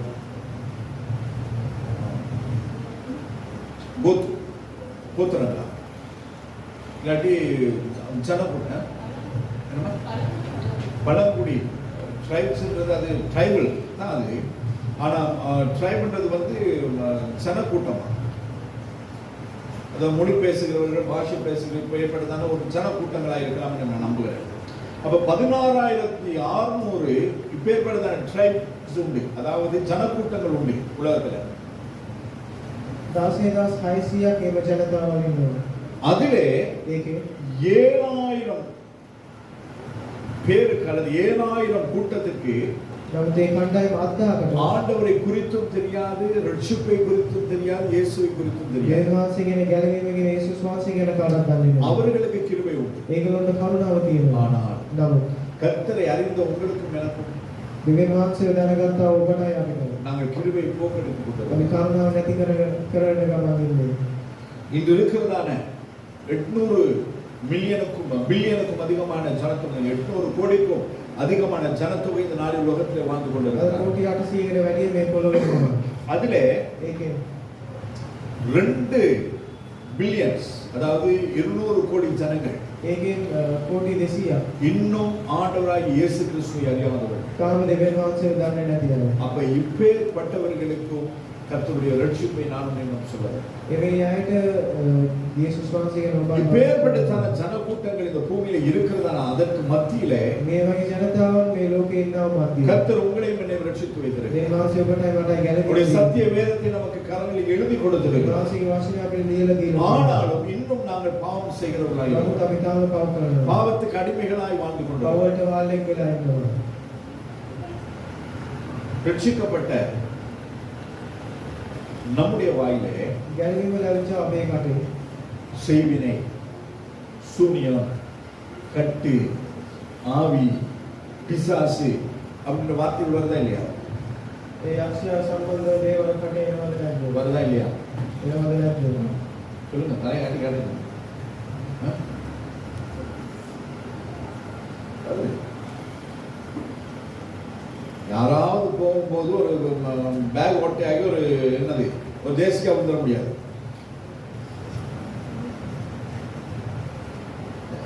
போகும்போது பேக் ஓட்டையாகி කවුරුහරි යනකොට බෑග් එකේ அவங்க என்ன டென்ஷன்ல வராங்களோ நமக்கு தெரியாது. මම මොන කලබල එනවද சரி, දන්නේ. முன்னாடி ஷாப்பிங் பேக் எல்லாம் கிளியாதான், இப்போ உள்ள பேக் வந்து கிளியுது. ඉස්සර shopping bag ඉරෙන්නේ නැහැ දැන් ஏன்னு சொன்னா அது கிளியும்படியா தான் அதை வச்சிருக்காங்க, உருவாக்கி இருக்கிறாங்க. ඒක ඉරෙන්නේ තමයි ඒක හදලා அப்படியே போகும்போது ஏதோ ஒரு டென்ஷன்ல ஒரு தேசிக்கா வந்துருச்சு. ඔබ යනකොට කලබලේ දෙයි அந்த நேரம் பார்த்து நான் வெளியில போயிட்டோம். ඒ වෙලාවේ අපි එළියට ගියා. பக்கத்து வீட்டுக்காரனுக்கு இதே வேலை தான். අල්ලපු ගෙදර මනුස්සයෙක් මේකම කරේ. நான் இருக்கக்கூடாதுன்றதே அவனுடைய நோக்கமா මම இருக்கு. ඉන්න හොඳ නැහැ කියන එකමයි. நம்ம இருக்கிறதே கூலி வீட்டுல. මම අපි ඉන්නේ ஆனா இங்கேயும் இருக்கக்கூடாதுன்னு சொல்லி டெய்லி தேசிக்கா போட்டுருக்கோம். මේගේ මේ ස්ථලයේ තින්න ගයි කියලා හැමදාම මේකේ நான் டெய்லி போறது அன்னைக்கு விழுந்துருச்சு. එදා වැටුණා. நம்ம மனசுல என்ன இருக்குது? නමුත් අපේ හිතේ මොනවද තියෙන්නේ? நமக்கு தலைவலி வந்தாலும் பக்கத்து வீட்டுக்காரன், අපිට ඔළුව ගැටුමක් ආවොත් තලපු என் பிள்ளைக்கு வைத்தால போனாலும் பக்கத்து வீட்டுக்காரன். ළමයාට බඩේ ගියා තලපු කෙනෙක්.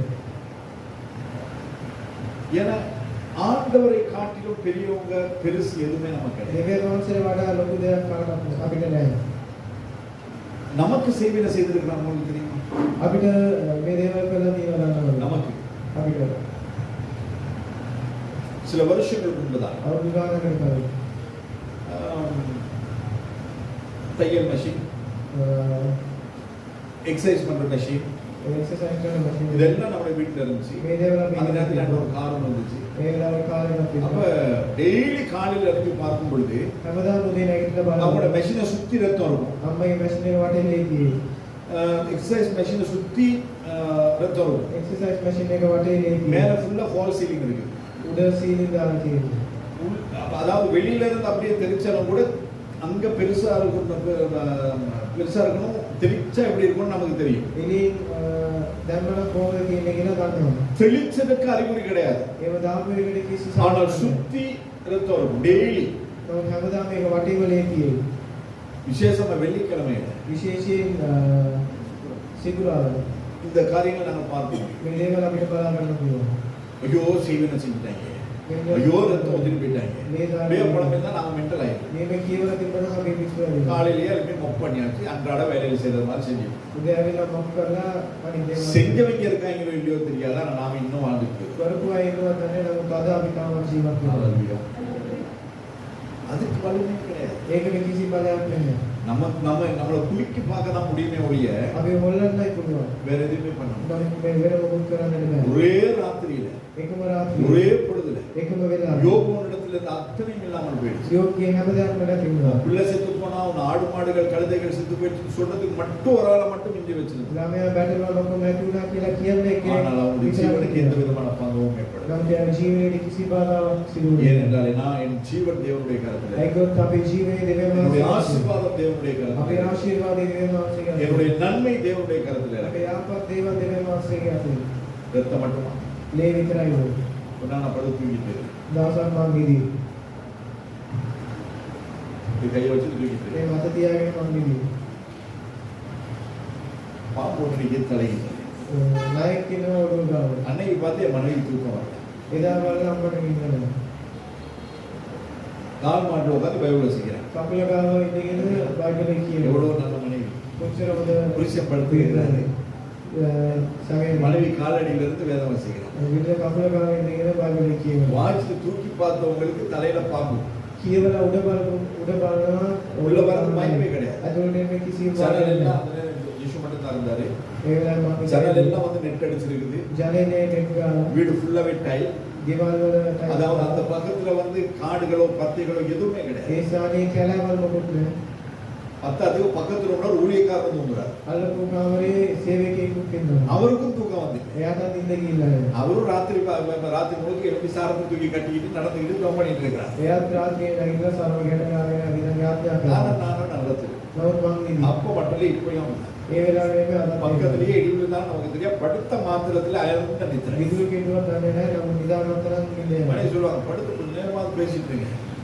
නිදාගෙන පොඩ්ඩක් හරි කතා කරගෙන ඉන්න. நான் சொல்றேன், படுக்கிறது தூங்குறதுக்கு. මගේ බෙඩ් එකේ නෙමෙයි அதனால නිදාගන්න. படுத்தோம் தூங்கியாச்சு. ඒ නිසා වැටිච්ච ගමන් නිදාගන්න.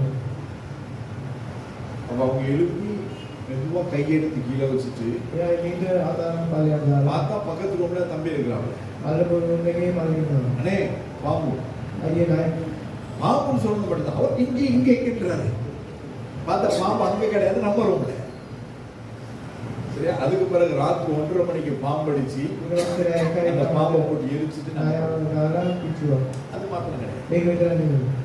ஒவ்வொரு நாளும் හැමදාම நான் படுக்கிறது 12 மணி ஆகும். මම නිදාගන්න රෑ 12 அதுக்கு වෙනවා. பிறகு ඊට පස්සේ ஆனா அந்த வீட்டுல இப்படியே வரும் சலன சத்தம் கேட்கும். මේ ගෙවල් වල සද්දය එනවා.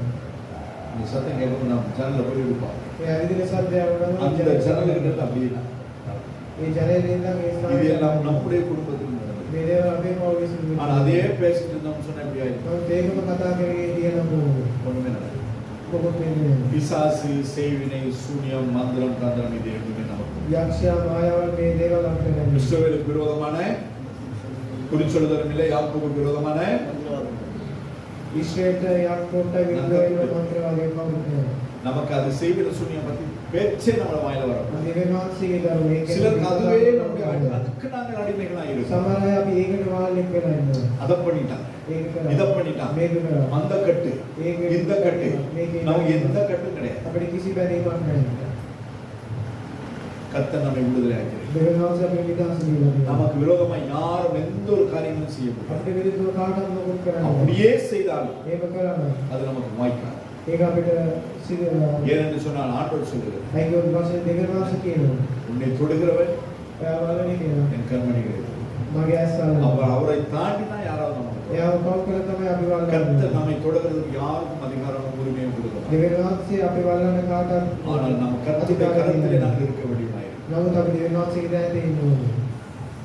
சனாத்தனி தெரியுமா? සෙනන්තේ ඉස්සරහට. தெரியுமா தெரியாது? கொச்சிக்கடை சந்தியில இருக்கார். කොච්චිකඩම්දියේ ඉන්නේ. அவர் வாழ்ந்தான நாட்களிலே එයා ජීවත් වුණා කාලේ. அவருக்கும் அப்படிதான் එයාත් එහෙමයි. ஏகப்பட்ட எதிரிகள். විරුද්ධ වෙලා ගොඩක් හිටියා. அப்ப அவருக்கு ஒரு நாளைக்கு சாப்பாட்டுல போட்டு கொடுத்துட்டாங்க. சாப்பாடு போட்டு கொடுத்துட்டாங்க. කෑමේ බාධා දුන්නා. அவருடைய பழக்கம் உண்டு, எப்பொழுதும் சாப்பிடும் பொழுது இப்படி பிதாசுதன் அதை அதாவது கத்தோலிக்கருக்கு செய்கிறவன் அதை ஆசீர்வதித்து சாப்பிடுவார். එයාට පුරුද්දක් තියෙනවා කනකොට කතෝලික අය කරනවා. அது இங்கிலீஷ் அப்படி செய்ய வேணாம். ඒකට කියලා දෙන්න කරන්න එපා. அப்ப அது என்ன பண்றது, இப்படி செய்துட்டு ஒரு பகுதியை அப்படி ஒதுக்கி வச்சுட்டு ඒ කුරුසියක් දාලා එක පැත්තක් ஒரு பகுதியை அவர் சாப்பிட்டார். එක පැත්තක් එයා කෑවා. அது செய்த நிமித்தம் என்ன ஆச்சு, ඒක කරපු නිසා මොනවද? அவருக்கு கொடுக்கப்பட்டதான போடப்பட்டதான விஷயம் அவர் அது பிரிச்ச பகுதியில போயிட்டு சாப்பிட்ட பகுதியில கிடையாது. එයාට දීපුවා ඒ වෙட் කරපු කෑමත් එක්ක அதுக்காக daily நீங்க அப்படி செய்ய வேணாம். ඒක දිගින් හැමදාම உங்களுக்கு யாரும் அப்படி செய்ய போறது கிடையாது. பேரண்ட் கவுண்ட் එක அப்படியே நீங்க செய்யணும்னா එහෙම කරන්න ඕන. 5 கிலோ அரிசி வாங்கிட்டு வந்து කිලෝ පහක් அது 2.5 கிலோ அப்படி ஒதுக்கி வச்சுட்டு කිලෝ දෙකමාරක් වෙන් කරලා තියෙනවා. 2.5 கிலோ நீங்க பாவீங்க, மிச்சம் 2.5 கிலோ இங்க கொண்டு வந்து வச்சிருக்கீங்க. කිලෝ දෙකමාරක් ඔයාලට ஏன்னா அதுல அரிய காரணமோ இல்லாட்டி செவுனி காரணம் ஏதாவது போட்டு பார்ப்போம். මේක කම්පැනි එක මොනවායි කලවම් කරලා තියෙනවා. அது உங்களுக்கு பாதிப்பு உண்டாகாது, நமக்கு உண்டாகட்டும். ඒක ඔයාලට බාධාවක් වෙන්නේ නැතුව අපිට இதெல்லாம் நம்ம ஒன்றும் செய்ய. මේ අපිට அப்ப இப்பேற்பட்டதான அநேக காரியங்களுக்கு நாங்கள் அடிமைகளாக இருக்கிறோம். මේ වගේ ගොඩක් දේවල් වලට අපි වාල්ලෙක් அந்த වෙනවා. அதாவது நாம் செய்கிறதான தெரிந்தும் தெரியாமலும் செய்கிறதான காரியங்கள் අපි දැනගෙනද දන්නේ කරනව දේවල්. தேவனுடைய வார்த்தைக்கு ஏற்ப வாழாதபடிக்கு நம்மை தடை செய்கிறதா ඒ இருக்கிறது. වාසිය වශයෙන් ජීවත් වෙන්න බැරුව එක අපිට බාධාවක් වෙනවා. அதனால தான் ஆண்டவர் 35வது வசனத்தில் சொல்லுகிறார், ඒ නිසා 35 වෙනි වචනේ அடிமையானவன் என்றைக்கும் வீட்டிலே நிலைத்திரான், වාල්ලෙක් හැමදාම ගෙදර ඉන්නේ නැහැ. குமாரன் என்றைக்கும் நிலைத்திருக்கிறார். කුමාරයා සදාකාලිකව ඉන්නවා. சிலர் வந்து ஒரு வீட்டுக்கு போனோம்னு சொல்லுவாங்க, அந்த வீட்டுல அது இருக்குது இது இருக்குது, வீட்டுல விருத்தி இல்ல. සමහර අය ගෙදර වෙල කියලා කියන ගෙදර அந்த வீட்டுல விருத்தி இல்லாம போறதுக்கு காரணம் வந்து வீடோ வீட்டுல உள்ளவங்களோ கிடையாது, நீதான் காரணம். ඒ ගෙදර ආශිර්වාද නැති කෙනෙක් ගෙවල් දෙ ඉන්න අය නෙමෙයි ඔයා තමයි. ஜெபம் பண்றது கிடையாது, යාත්‍රා කරන්නේ නැහැ. வீட்டுல கர்த்தருக்கு கொடுக்க வேண்டிய ஸ்தானம் கிடையாது. ගෙදර දිවෙන වාසය දෙන්න ඕන අවස්ථාවක් නැහැ. அப்படி இப்ப வீட்டுல எப்பவும் சினிமா பாட்டு, ගෙදර හැම எப்ப වෙලේම பார்த்தாலும் சீரியல் ஓடிட்டு இருக்குது, எப்ப பார்த்தாலும் நச்சு நச்சு நச்சு நச்சு ஏதாவது யாரையாவது குத்தப்படுத்திட்டே හැම இருக்குது. වෙලේම කාටරි දොස් කියනවා. இப்பேற்பட்டதான காரியங்கள் நிமித்தமா இந்த வீட்டில சமாதானம் இல்லை, ஆசீர்வாதம் මේ இல்லை. වගේ දේවල් නිසා පෞලේ සමාදානය නැහැ, ආශිර්වාදයක් அப்ப නැහැ. அந்த காரியத்திலிருந்து நாம் விடுதலை ஆவோம் என்று මේ சொன்னார். දේවල් වලින් අපිට නිදහස වෙනවා. அந்த வீட்டில நமக்கு சமாதானம். ඒ ගෙදර අපිට සමාදානයක් ඕනේ.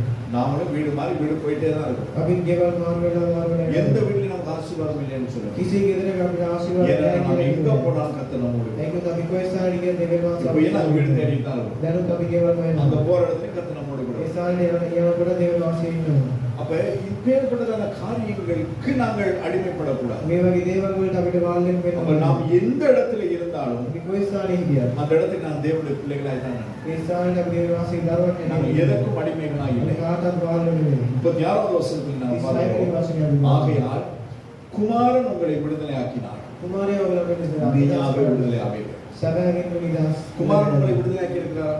කුමාරයා ඔයාලව නිදහස් කරලා තියෙනවා. விடுதலை ஆக்கி இருக்கிறார். නිදහස් කරලා තියෙනවා. எப்ப விடுதலை ஆக்கி? කවදද නිදහස් කරන්නේ? எப்ப? 5 வருஷத்துக்கு முன்னாடி. අවුරුදු 5කට කලින් எப்ப நாங்கள் ஆண்டவராய் இயேசு கிறிஸ்துவை சொந்த ரட்சகராய் ஏற்றுக்கொண்டு කවදාද අපි දෙවියන් වහන්සේ අපේ ගැලවුම්කාරයෙක් ලෙස පිළිගත්තා. பாவங்களை அறிக்கை செய்து පව්වල අපි කිව්වා மூழ்கி ஞானஸ்தானம் எடுத்து බෞද්ධ ගත්තා. சபையிலே ஆராதிக்க ஆரம்பித்தோம். සභාවේ නමස්කාර අன்று විடுதலையாக்கி. එදාට ගැලවීම. அப்படியா? එහෙමද? டெய்லி நம்ம விடுதலை. හැමදාම දෙවියන් වහන්සේ අපේ නිදහස් දෙනවා. டெய்லி நம்ம அவர் விடுதலையாக்குறார். හැමදාම දෙවියන් වහන්සේ නිදහස් ஒவ்வொரு දෙනවා. நாளும் நம்முடைய வாழ்க்கையில வருகிற ஒவ்வொரு போராட்டங்களிலிருந்தும் හැමදාම අපේ ජීවිතයෙන් අපරවැදී ஒவ்வொரு கஷ்டங்களிலும் நஷ்டங்களிலும் இருந்தும் හැම අඩුවකින්ම நமக்கு வருகிறதான ஒவ்வொரு பாவ சோதனைகளிலிருந்தும் අපිට එන පව්වල සෝයිසිවල குமாரன் டெய்லி நம்மை விடுதலையாக்கும். කුමාරයා අපිට හැමදාම නිදහස් දෙනවා. அப்ப அந்த குமாரன் நம்மை விடுதலையாக்கினால் කුමාරයා අපිට නිදහස දෙනවා. மெய்யாகவே விடுதலை. සැබෑවෙන්ම නිදහස அப்படி வசனம் சொன்னாலும் ඒක වචනේ කිව්වා. இன்னும் நாங்கள் அநேகமானவர்கள் அநேக இடங்களிலே நாங்கள் இன்னும் விடுதலை ஆகவில்லை. තාමත් අපි ගොඩක් ස්ථානවල නිදහස ලැබුණේ නැහැ. எனக்கு சரியான கோபம் வருது. මම ගොඩක් තරහා යනවා. எனக்கு என் இருதயத்திலே கசப்பு இருக்கிறது. මගේ හදවතේ පිටකම් තියෙනවා. மற்றவர்களை குறித்துதான ஒரு பொறாமை இருக்கிறது. අනිත් අය ගැන ඊර්ෂ්‍යාවක් තියෙනවා. மற்றவர்களை குறித்துதான ஒரு எரிச்சல் இருக்கிறது. අනිත් අය ගැන තරහක් තියෙනවා. இருக்குதா? குமாரன் விடுதலையாக்குறார். කුමාරයා නිදහස දෙයි. குமாரன் விடுதலை. කුමාරයා නිදහස් දෙයි. அந்த குமாரன் நம்மை விடுதலையாக்காத நிமித்தமாய் தான் කුමාරයා අපේ නිදහස දුන්නේ இன்னும் නැහැ. நாம் விடுதலையாகவில்லை. අපි තාම නිදහස ලැබුණේ නැහැ. ஊழியக்காரர்கள் மத்தியிலும் இருக்குது. සේවකයන් තුලත් ஒரு ஊழியக்காரன் வளர்றது இன்னொரு ஊழியக்காரன் முடியாது. ඒක සේවකයෙක් දියුණු වෙන එක අනිත් එක. இன்னொரு ஊழியக்காரன் செழிப்பா இருக்கிறது இன்னொரு තව ஊழியக்காரன் සේවකයෙක් முடியாது. ආශිර්වාද වෙන එක තව සේවකයෙකුට බලන්න බෑ. கர்த்தர் அவரை ஆசீர்வதிக்கிறார். දෙවියන් වහන්සේ ආශිර්වාද அவருடைய කරනවා. சபையிலே திரளான ஜனங்கள் ඒ இருக்கிறார். සභාවේ ජනතාවක් තියෙනවා. ඊටපොදේ. அவருக்கு கொடுக்கப்பட்டவர்களுக்கு அவர் கணக்கு கொடுக்கிறார். එයාට දීපු අය එයා ගණන් அவருக்கு கொடுக்கப்பட்ட ஆசீர்வாதங்களுக்கு அவர் கணக்கு கொடுக்கிறார். එයාට දීපු ආශිර්වාදයෙන් එයා ගණන් දෙනවා. அதுதான் நாம நினைக்கிறோம். ඒ තමයි අපි හිතන්නේ. கர்த்தர் இந்த நாளிலே நீ வாழ வைத்திருக்கிறார். දෙවියන් වහන්සේ දවසේ අපිට ජීවනයේ දුන්නා. 3 வேளை ஆகாரம் கொடுக்கிறார். මේ තුනක් කෑම දෙනවා. அத்தாத்துக்கு சில 5 வேளை ஆகாரம் கொடுக்கிறார். සමහර වෙලාවට මේ මහත්ම දෙවියන් වහන්සේ ආහාරය දෙනවා. நேற்றைய தினத்துல ஒரு போட் மீட்டிங்க்கு போக முடியாது. ඊයේ දවසේ මීටින් එකකට ගියා. அந்த இடத்துல போயிட்டு போட் ரைடிங் கூட்டிட்டு போனோம். ඒ ස්ථානයේ බෝට් රයිඩින් කරනවා. நமக்கு அது இஷ்டம் இல்லாத. අපිට ඒක කැමති නැති දෙයක්. ஆனாலும் அவங்க என்ன சரி எல்லாரும் போனாங்கன்றதுல நானும் ඔක්කොම ගියා කියලා මම කියනවා. ஆகாரம் කෑම மீட்டிங் මීටින් இதெல்லாம் அந்த இடத்துல கொடுத்தாங்க. හැම දෙයක්ම ඒ ස්ථානයේ දුන්නා. அப்ப இதெல்லாம் கொடுக்கறாங்கன்னு சொல்லிட்டு நாம அதை போடலாம இருக்கணும்னு சொல்லி நாம முடியாது. මේ දේවල් දෙනවා කියලා ඒ වගේ ඉන්නවා. போன அந்த ஊழியக்காரனுடைய ஆரம்ப நாட்கள் கஷ்டமா இருந்தது. ගිය සේවකයාගේ ආරම්භ කාලයේ இன்று அவருக்கு 5 தட்டுல சர்ச் இருக்குது. නමුත් අද යාට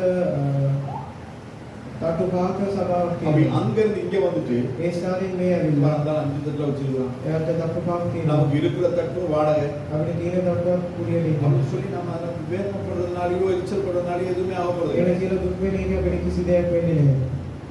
மெயின் ரோட்ல கத்து நமக்கு ஆலயத்தை கொடுக்குது.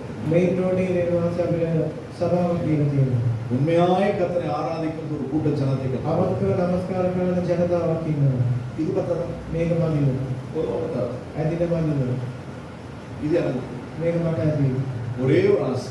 එකම ආසාව. என்னது? මොනවාද?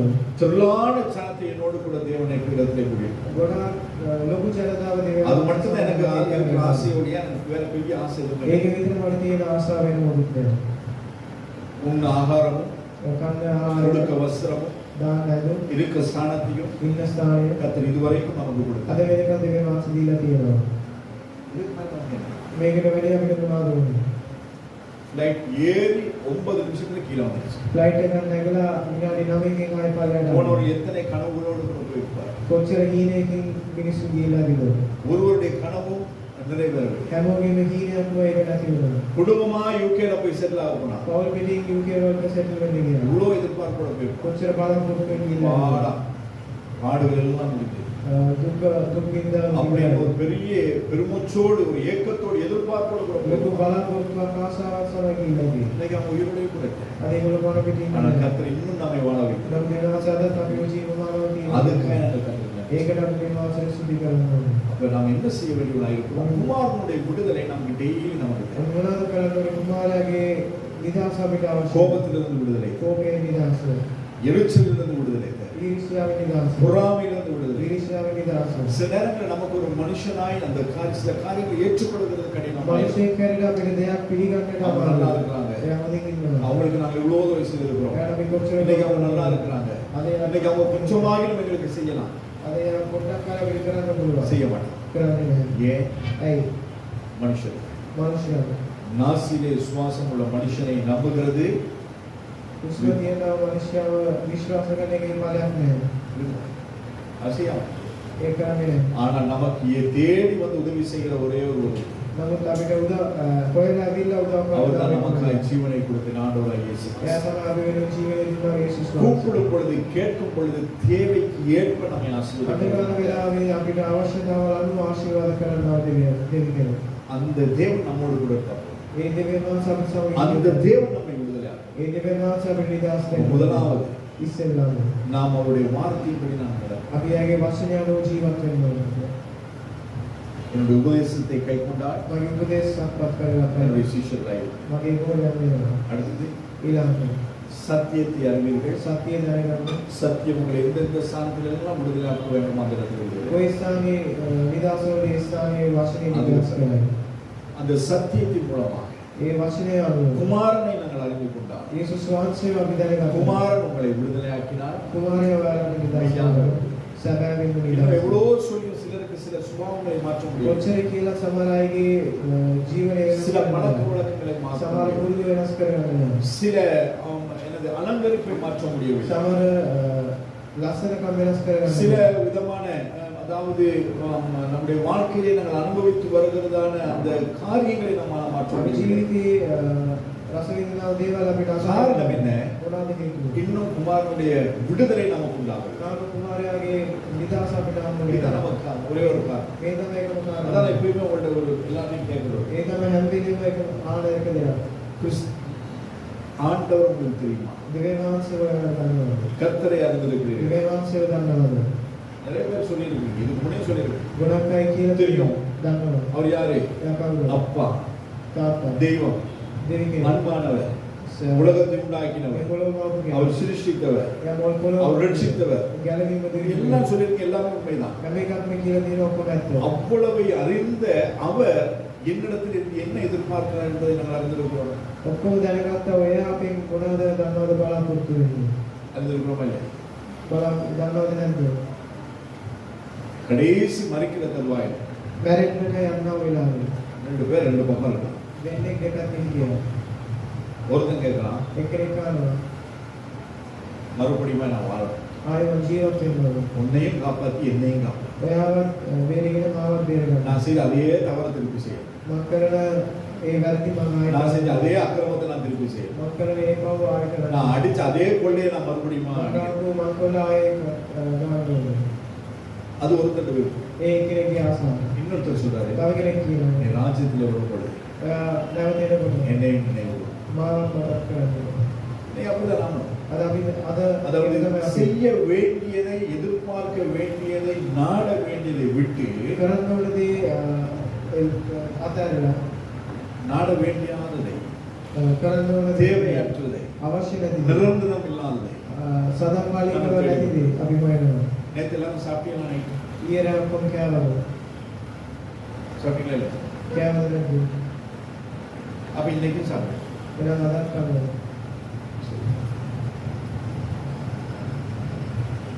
வானத்து பட்சிகளை பூக்களை அதுவரையே கத்த நடத்த நடத்த மாட்டார். ஆனா நாம நமக்கு தெரிவிக்க தேவ சித்தத்துக்கு நான் என் பிதாவினிடத்தில் கண்டதை சொல்லுகிறேன். 38வது வசனம், நீங்கள் உங்கள் பிதாவினிடத்தில் கண்டதை செய்கிறீர்கள். அப்ப நாம தேவனிடத்தில் காண்கிறதை நாங்கள் செய்கிறோம். வேதம் நமக்கு சொல்லுகிறதை நாங்கள் செய்கிறோம்.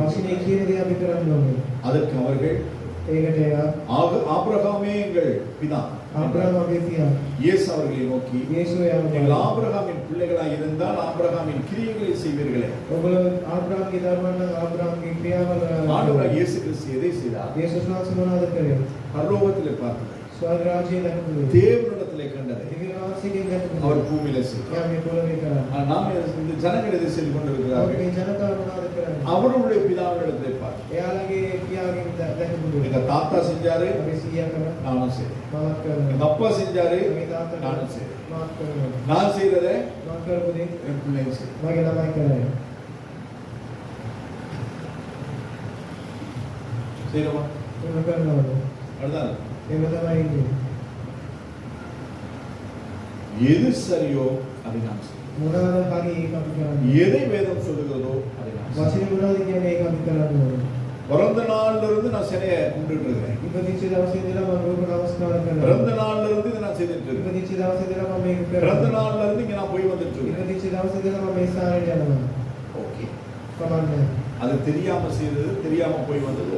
ඒක දන්නේ නැතුව කරා ගිහිල්ලා. இப்ப கர்த்தர் நமக்கு வேதத்தில் எழுதி கொடுத்திருக்கிறார். දෙවියන් වහන්සේ අපිට ලියලා දීලා எதை செய்யணும், எதை செய்யக்கூடாது, මොනවද කරන්න ඕනේ මොනවද எங்க போகணும், எங்க போக கூடாது, කොහෙද යන්න ඕනේ කොහෙද எப்படி යන්න ඕනේ. வாழணும், எப்படி வாழக்கூடாது. කොහොම ජීවත් වෙන්න ඕනේ කොහොම ජීවත් වෙන්න அதை ඕනේ. தெரிந்தும் நாங்கள் அதை செய்வோமா? ඒක දැනගෙන අපි ඒක කරනවා.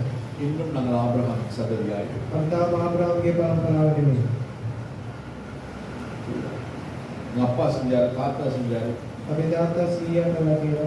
எல்லாரும் செய்த மாதிரி நாம ஊழியம் செய்ய வேண்டிய அவசியம் ඔක්කොම இல்லை. යනවා වගේ අපිට සේවය කරන්න ඕනේ. எல்லாரும் வாழ்ந்த மாதிரி நாம குடும்ப வாழ்க்கை வாழ வேண்டிய ඔක්කොම அவசியம் ජීවත් වෙන විදිහට අපිට ජීවත් වෙන්න ஒரு අවශ්‍යයි. கணவன் மனைவி எப்படி வாழ வேண்டும் என்று வேதம் சொல்லுகிறதோ පුරුෂයාගේ පිරිතයි කොහොම ජීවත් වෙන්න ඕනේ அது කියලා පடி වචනේ කියනවා. ඒ විදිහට ජීවත් වෙන්න. மனுஷரை பிரியப்படுத்தும்படியா உங்கள் குடும்ப வாழ்க்கையை நீங்கள் வாழ வேண்டும். මනුෂ්‍යයන්ව කැමති කරන්න ඔයගොල්ලෝගේ පෞල් இந்த ජීවිතය தாத்தா பாட்டி சித்தி மாமா மாமி சொன்னாங்கன்றதுக்காக பிள்ளைய வளர்க்க வேண்டாம். මගේ පෞලේ අය කියනවා කියලා ළමයි இந்த මාදන්නේ. பிள்ளையை கர்த்தர் கொடுத்திருக்கிறது உங்களுக்கு. ඒ ළමයිව දීලා තියෙන දෙවියන් වහන්සේ බලන්න. பிள்ளையை வளர்க்க வேண்டிய விதத்தில் வளர்க்க வேண்டியது பெற்றோருடைய வேலையை ஒழிய அம்மாவுக்கு ஏத்த மாதிரி, தாத்தாவுக்கு ஏத்த மாதிரி, மாமாவுக்கு ஏத்த மாதிரி, நமக்கு என்னது உதவி செய்யறவங்களுக்கு ஏற்ற மாதிரி வாழ வைக்கிறது நம்முடைய வேலை. ළමයිව හදන එක දෙමව්පියන්ගේ රාජකාරියක ඒක மற்றவங்க செய்யற மாதிரி ஊழியம் செய்ய வேண்டியது என்னுடைய வேலை கிடையாது. අනිත් අය කරන වගේ සේවය කරන එක මගේ වැඩ. என் ஆண்டவர் எதற்காய் ஊழியத்தை ஏற்படுத்தினாரோ, දෙවියන් වහන්සේ මොකටද සේවයේ සූදානම් சபையின் கடைசி முடிவு எதுவா இருக்கிறதோ සභාවේ අන්තිම මොනවාද? அதற்காக தான் நான் கர்த்தருக்கு ஊழியம் செய்ய வேண்டும் ஒழிய என்னுடைய வயிற்று பிள்ளைகளுக்காக நான் ஊழியம் ඒ செய்ய වෙනුවෙන් තමයි මම සේවය කරන්න ඕනේ මගේ බඩ පුරවන්න නෙමෙයි. அதுக்கு ஊழியம் கிடையாது. ඒක නෙමෙයි සේවය. நான் வாழ்கிறதற்காக ஊழியம் මම கிடையாது. ජීවත් වෙන්නට කියන නෙමෙයි සේවය. போரடிக்கிற மாட்டை வாய் கட்டாதிருப்பாயாக. அதாவது ஊழியம் செய்யற நமக்கு ஊழியத்தினால பிழைக்கும். සේවය කරන අය අපිට සේවය තමයි හම්බ කරන්නේ. அதற்காக ஊழியத்தில் வருகிறதை கொண்டு நான் ஆடம்பரமாய் வாழ்கிறதுக்கு ඒක கிடையாது. දිගට සේවයට දේවල් අරන් අපි උසස් විදිහට ජීවත් கர்த்தர் நம்மை වෙනවා. ஆசீர்வதிக்கிறது எதற்காக? ඒවාස අපි ආශිර්වාද කරන්නේ ඇයි? ஏழையை, திக்கற்றவர்களை, விதவைகளை விசாரிக்கும். නැති අය වැදගත් என்னுடைய வாழ்க்கை தரத்தை மேம்படுத்திக் கொள்கிறதற்காக මගේ ජීවිතය උසස්කම් වැඩි කරගන්න නෙමෙයි. இன்னைக்கு வாழ தேவையான வாழ்க்கைக்கு தேவையான கர்த்தர் நமக்கு தருகிறார். අද ජීවත් වෙන්න ඕනේ දේ දෙවියන් වහන්සේ අපිට දෙනවා. ஆனால் வாழ வாய்ப்பே இல்லாதவர்கள் அநேகர் இருந்து நம்ம கொண்டிருக்கிறார்கள். ජීවත් වෙන්න විදියක් නැති ගොඩක් අය ඉන්නවා. நமக்கு கீழே எவ்வளவு பேர் கஷ்டப்பட்டாங்க தெரியும்? අපිට කාලෙක කොච්චර දෙනෙක් ஒரு நேர ஆகாரம் இல்லாத எத்தனை பேர் இருக்கிறாங்க தெரியும்? එක වේලක් ආහාරය නැතුව කී දෙනෙක් அவர்களை நினைக்கும்படிக்கு கர்த்தர் நம்மை ஆசீர்வதிக்கிறார். ඒගොල්ලෝ හිතන්නේ දෙවියන් වහන්සේ අපිව ආශිර්වාද කරලා තියෙනවා. நம்ம இவ்வளவு சாப்பாடு வேஸ்ட் ஆகும். අපි කොච්චර කෑම නාස්ති කරනවද? இவ்வளவு சாப்பாடு waste. කොච්චර කෑම නාස්ති කරනවද? இவ்வளவு ட்ரெஸ் வேஸ்ட். කොච්චර ඇඳුම් නාස්ති කරනවද? இவ்வளவு நம்ம ஸ்டேஷனரிஸ் நம்ம வேஸ்ட் வேஸ்ட் ஆகி. කොච්චර පොත් අපි නාස්ති කරනවද? யோசிச்சு பாருங்க. හිතලා බලන්න. இது எல்லாவற்றையும் நாங்கள் கணக்கு போடுவோம். මේ දේවල් වලට අපි දෙවියන් වහන්සේට ගණන් දෙන්න ඕනේ. அதனால ஆண்டவர் சொல்லி ஆபிரகாம் இதெல்லாம் செய்யலையே. දෙවියන් වහන්සේ කියන ආබ්‍රහම් මේ දේවල් ආබ්‍රහම් කරන්නේ அதெல்லாம் செய்துச்சு. නමුත් අපි ඒව කරනවා. அதனால நாங்கள் ஆபிரகாமுக்கும் பிள்ளைகள் கிடையாது, கர்த்தருக்கும் ඒ பிள்ளைகள். නිසා අපි ආබ්‍රහම්ට දරුවෝ නෙමෙයි දෙවියන් වහන්සේට දරුවෝ. வாழ்க்கை மாற்றப்படுகிறது. අපි ජීවිතේ වෙනස් වෙන්න ඕනේ. தேவனுக்கு சீஷனாய் இருக்க දෙවියන් වහන්සේට வேண்டும். බෝලෙක් වෙන්න ඕනේ. தேவனோடு கூட நடக்க வேண்டுமானால் දෙවියන් වහන්සේත් එක්ක ඇවිදින්න ඕනේ. அவருடைய உபதேசத்திலே நாங்கள் நிலைப்போம். දෙවියන් වහන්සේගේ උපදේශ වල අපිට ඇදී සිටින්න ඕනේ. அவருடைய சத்தியத்தை நாங்கள் அறிய வேண்டும். දෙවියන් වහන්සේගේ සත්‍ය අපි දැනගන්න ඕනේ. நம்முடைய வாழ்க்கையில் இருக்கிற எல்லா கட்டுகளிலிருந்தும் கட்ட நமக்கு අපි உதவும். ජීවිතයේ තියෙනා වූ ගැටලු වලින් දෙවියන් වහන්සේ නිදහස් කරනවා. சிலர் பார்த்தா கட்டு கட்டு கட்டு கட்டு සමහර අය බැලීම් என்ன கட்டோட நமக்கு தெரியாது. මොන බැලීමද කියලා අපි දන්නේ නැහැ. விடுதலை ஆனவனுக்கு கட்டே கிடையாது. නිදහස්ලා විචාරයේ බැලීමක් என்ன නැහැ. கட்டில்? நம்முடைய பாவம் நம்மை கட்டி வைத்திருக்கிறது. අපේ බැඳීම මොනවද? අපේ நம்முடைய அடிமைத்தனம் நம்மை கட்டி வைத்திருக்கிறது. අපේ බාල්කම අපි அந்த கட்டில் இருந்து நாம் விடுதலையாக வேண்டுமானால் ඒ ගැටලු වලින් අපිට නිදහස් குமாரன் நம்மை விடுதலையாக்குவார். කුමාරයා අපිව නිදහස් කරනවා. குமாரன் நம்மை விடுதலையாக்க வேண்டும். කුමාරයා අපිව නිදහස් කරන්න ඕන. முற்றுமுழுக்க ஆண்டவர் අපි සම්පූර්ණයෙන් දෙවියන් கொஞ்சம் වහන්සේ පොඩ්ඩක් නෙමෙයි. நான் ஒரு சிங்கள பாட்டு பாட ஆரம்பிச்சேன். සිංහල ගීතිකාවක් කිව්වා. ඔබවෝනේ මගේ පනටක් වඩා මට ඕනේ මගේ උස්මටක් වඩා. பாடும்போது நல்லா தான் பாடணும். ගීතිකා கையை உயர்த்தி கூப்பாடு போட்டு விட்டா இப்படியெல்லாம் பாடுவோம். ஆனா எத்தனை பேர் உணர்ந்துப்பாங்க? නව කී දෙනෙක් හදවතින් කියනවද?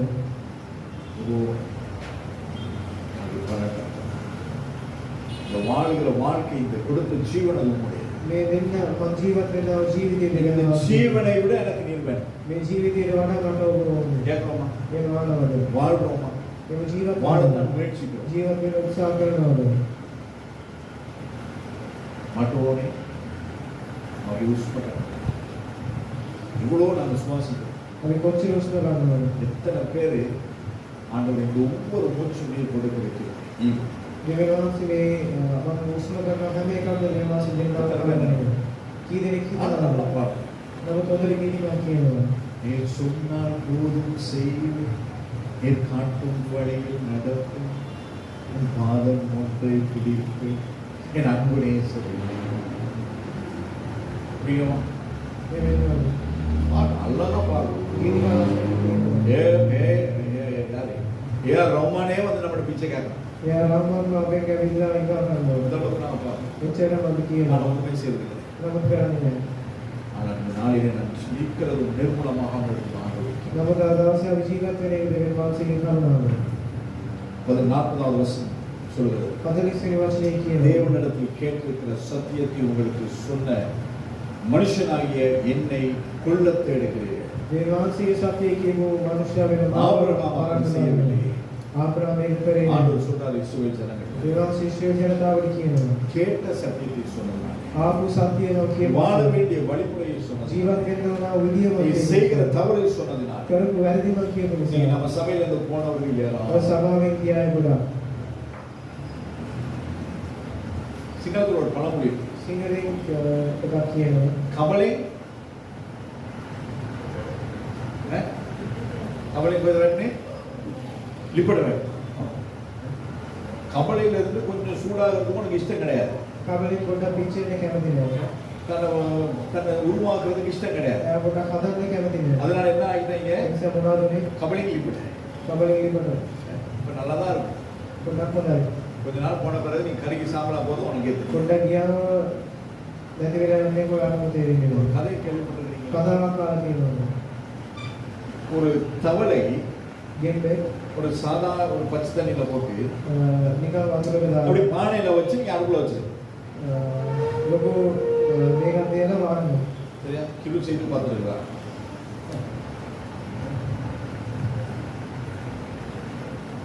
தவளை உடனே பாஞ்சு போயிருமா? ගෙම්බ නංගලා පැනලා යනවා. அதுக்குள்ளதான் இருக்கும். ඒක ඇතුළේ තමයි ඉන්නේ. ஏன்னா அது தண்ணிக்குள்ள இருக்கிறது அதுக்கு ஒரு சுகம். ඒක වතුරේ ඉන්න එක நீச்சல் அடிச்சு கும்பாங்க.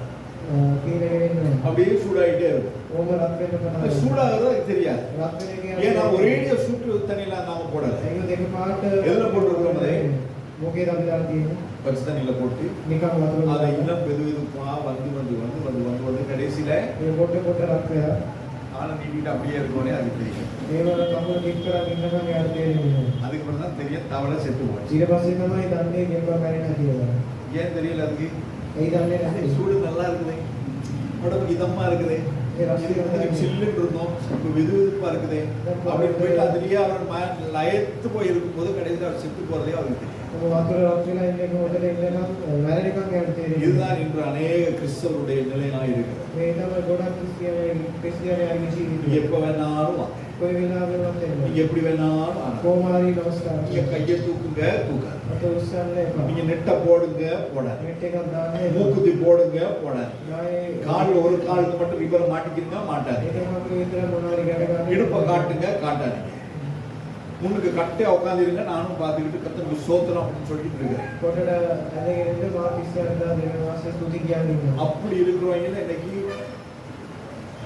அப்படிங்க முடியாது. ඒව මේ ස්ථානයේ නැහැ. என் ஆண்டவர் எதை விரும்புகிறாரோ ඒ වාසය මොනවද කැමති? அதை தான் செய்யும். ඒක තමයි කරන්නේ. இன்னைக்கு யார் ஆராதிக்கணும்? අද කවුද නමස්කාර කරන්න ඕනේ? இன்னைக்கு யார் ஆராதனை நடத்த வேண்டும்? අද කවුද නමස්කාරය කරන්න ඕනේ?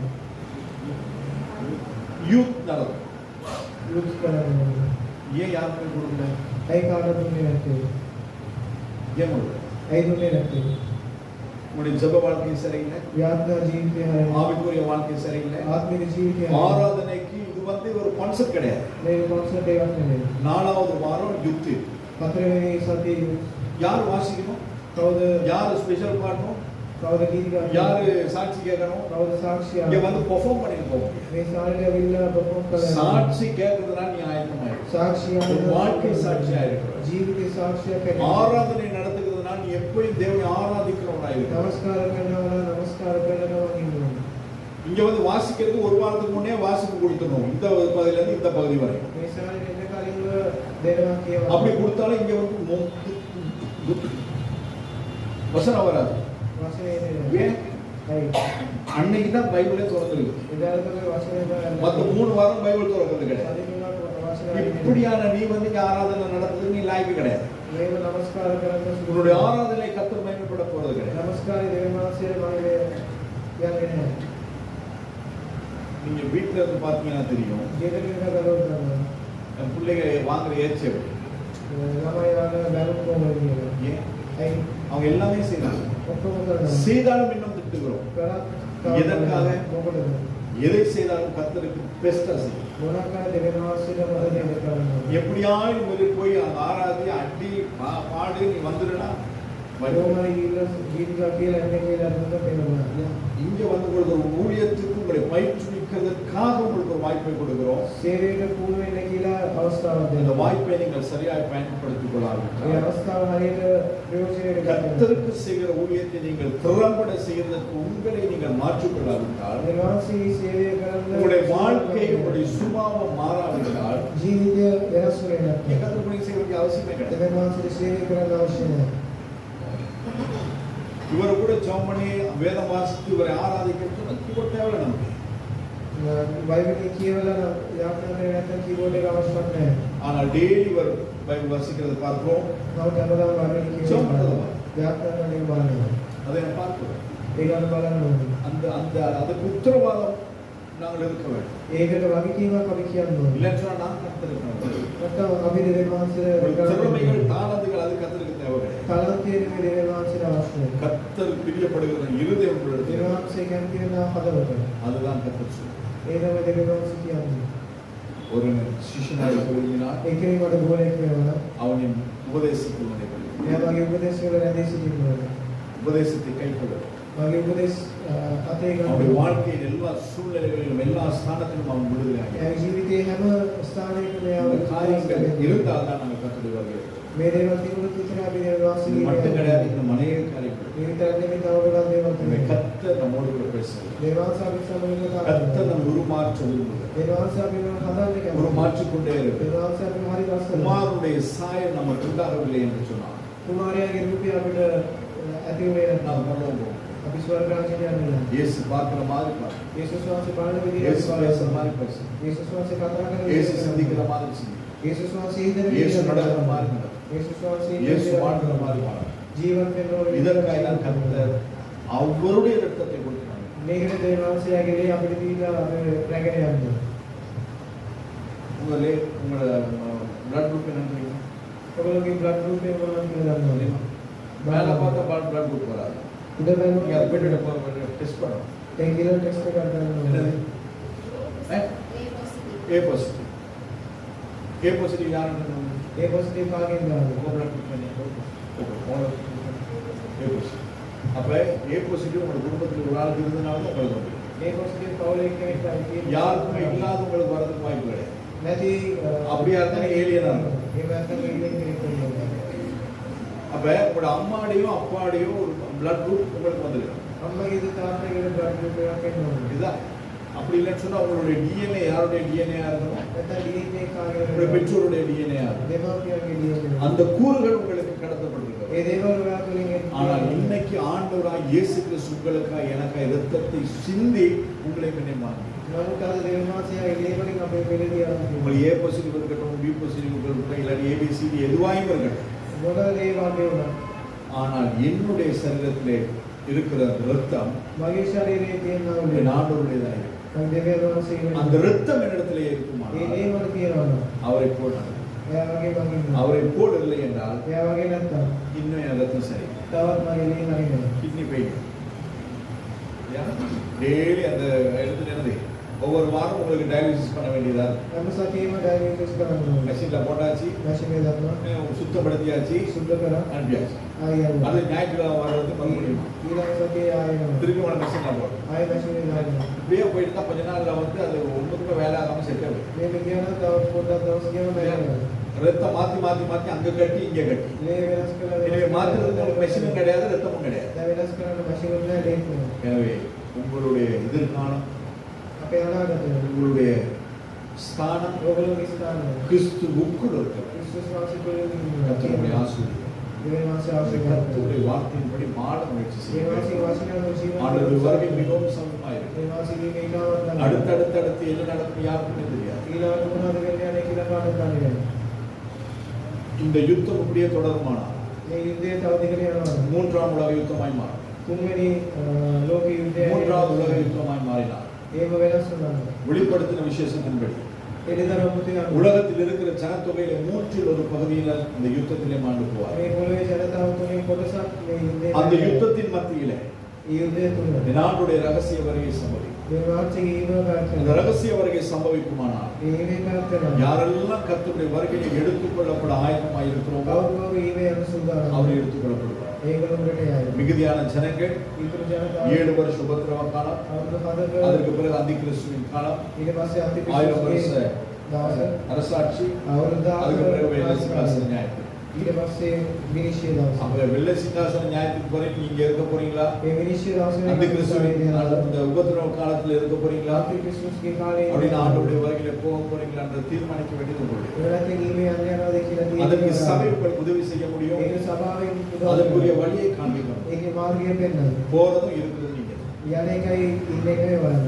ஹalleluya அப்ப நாங்கள் போகிற கூட்டத்திலே நாங்கள் இருக்கிறோம் යන්නා වූ ජනතාව අපි ඉන්නවා யுத்தத்தில் அழிந்து போகிற கூட்டத்திலும் அல்ல යුද්ධේ නැති වෙලා ඉන්න கைவிடப்பட்ட கூட்டத்திலும் அல்ல අතරපු கர்த்தர் உங்களையும் என்னையும் ரட்சித்தது දෙමාසාවෙ ගැලවුවා இன்று வரையிலும் நம்மை பாதுகாத்து பராமரித்து வைத்திருக்கிறது අද වෙනකම් අපි ආරක්ෂා කළා அவருடைய வருகையில் அவருடைய மனவாட்டியாய் நானும் எங்களும் உருமாற்றப்பட வேண்டும் දෙවාසී ඊමේ අපි යන්නට எங்களை விட்டுக் கொடுப்போம் අපි වදල්ලා சத்தியத்தின் படி வாழ்வோம் වචනවල ජීවත් වෙන්න கர்த்தருடைய வருகையிலே அவரோடு கூட சில நம்மை தருகிறோம் දෙවාසී ඊමේ යන්න අපි සූදානම් நம்மளை மூடி நாங்கள் சொல்லுவோம். අපි අප நான் ஆண்டவரே இந்த வார்த்தைக்காக ஸ்தோத்திரம் මේ අප පියාණන් මේ වචනේ සාස්තු உங்களுடைய உபதேசத்திலே நிலைத்திருக்க எங்களுக்கு உதவி செய்யுங்க දෙවාසී උපදේශ වල රැඳී සිටින අපි උදව් உங்களுடைய කරනවා சத்தியத்தினால் நாங்கள் விடுதலையாகி வாழ எங்களுக்கு உதவி செய்யுங்க මේ සත්‍යයෙන් අපේ නිදහස ලැබෙන ජීවත් වෙන්න උදව් කරනවා உங்களுடைய பரிபூர்ண விடுதலை அன்றாடம் நம்முடைய வாழ்க்கையில உண்டாக எங்களுக்கு உதவி செய்யுங்க දෙවාසී සම්පූර්ණ නිදහස අපේ வார்த்தையை கேட்ட உடைய ජීවිතේ பிள்ளைகளுக்காக ஸ்தோத்திரம் වචනය පුදා දරුවන් என்னோடு கூட பேசினுடைய தயவுக்காக நன்றி. මාතේ කතා කරන දේවාසී தொடர்ந்து தேவ கிருபைகளை ஆளுமிச்சு ඉදිරියට දේවාසී කරනවා இயேசு கிறிஸ்துவின் மூலமாய் பிதாவே. යේසුස් වහන්සේගේ නාමයෙන් ஆமென். ආමේන්.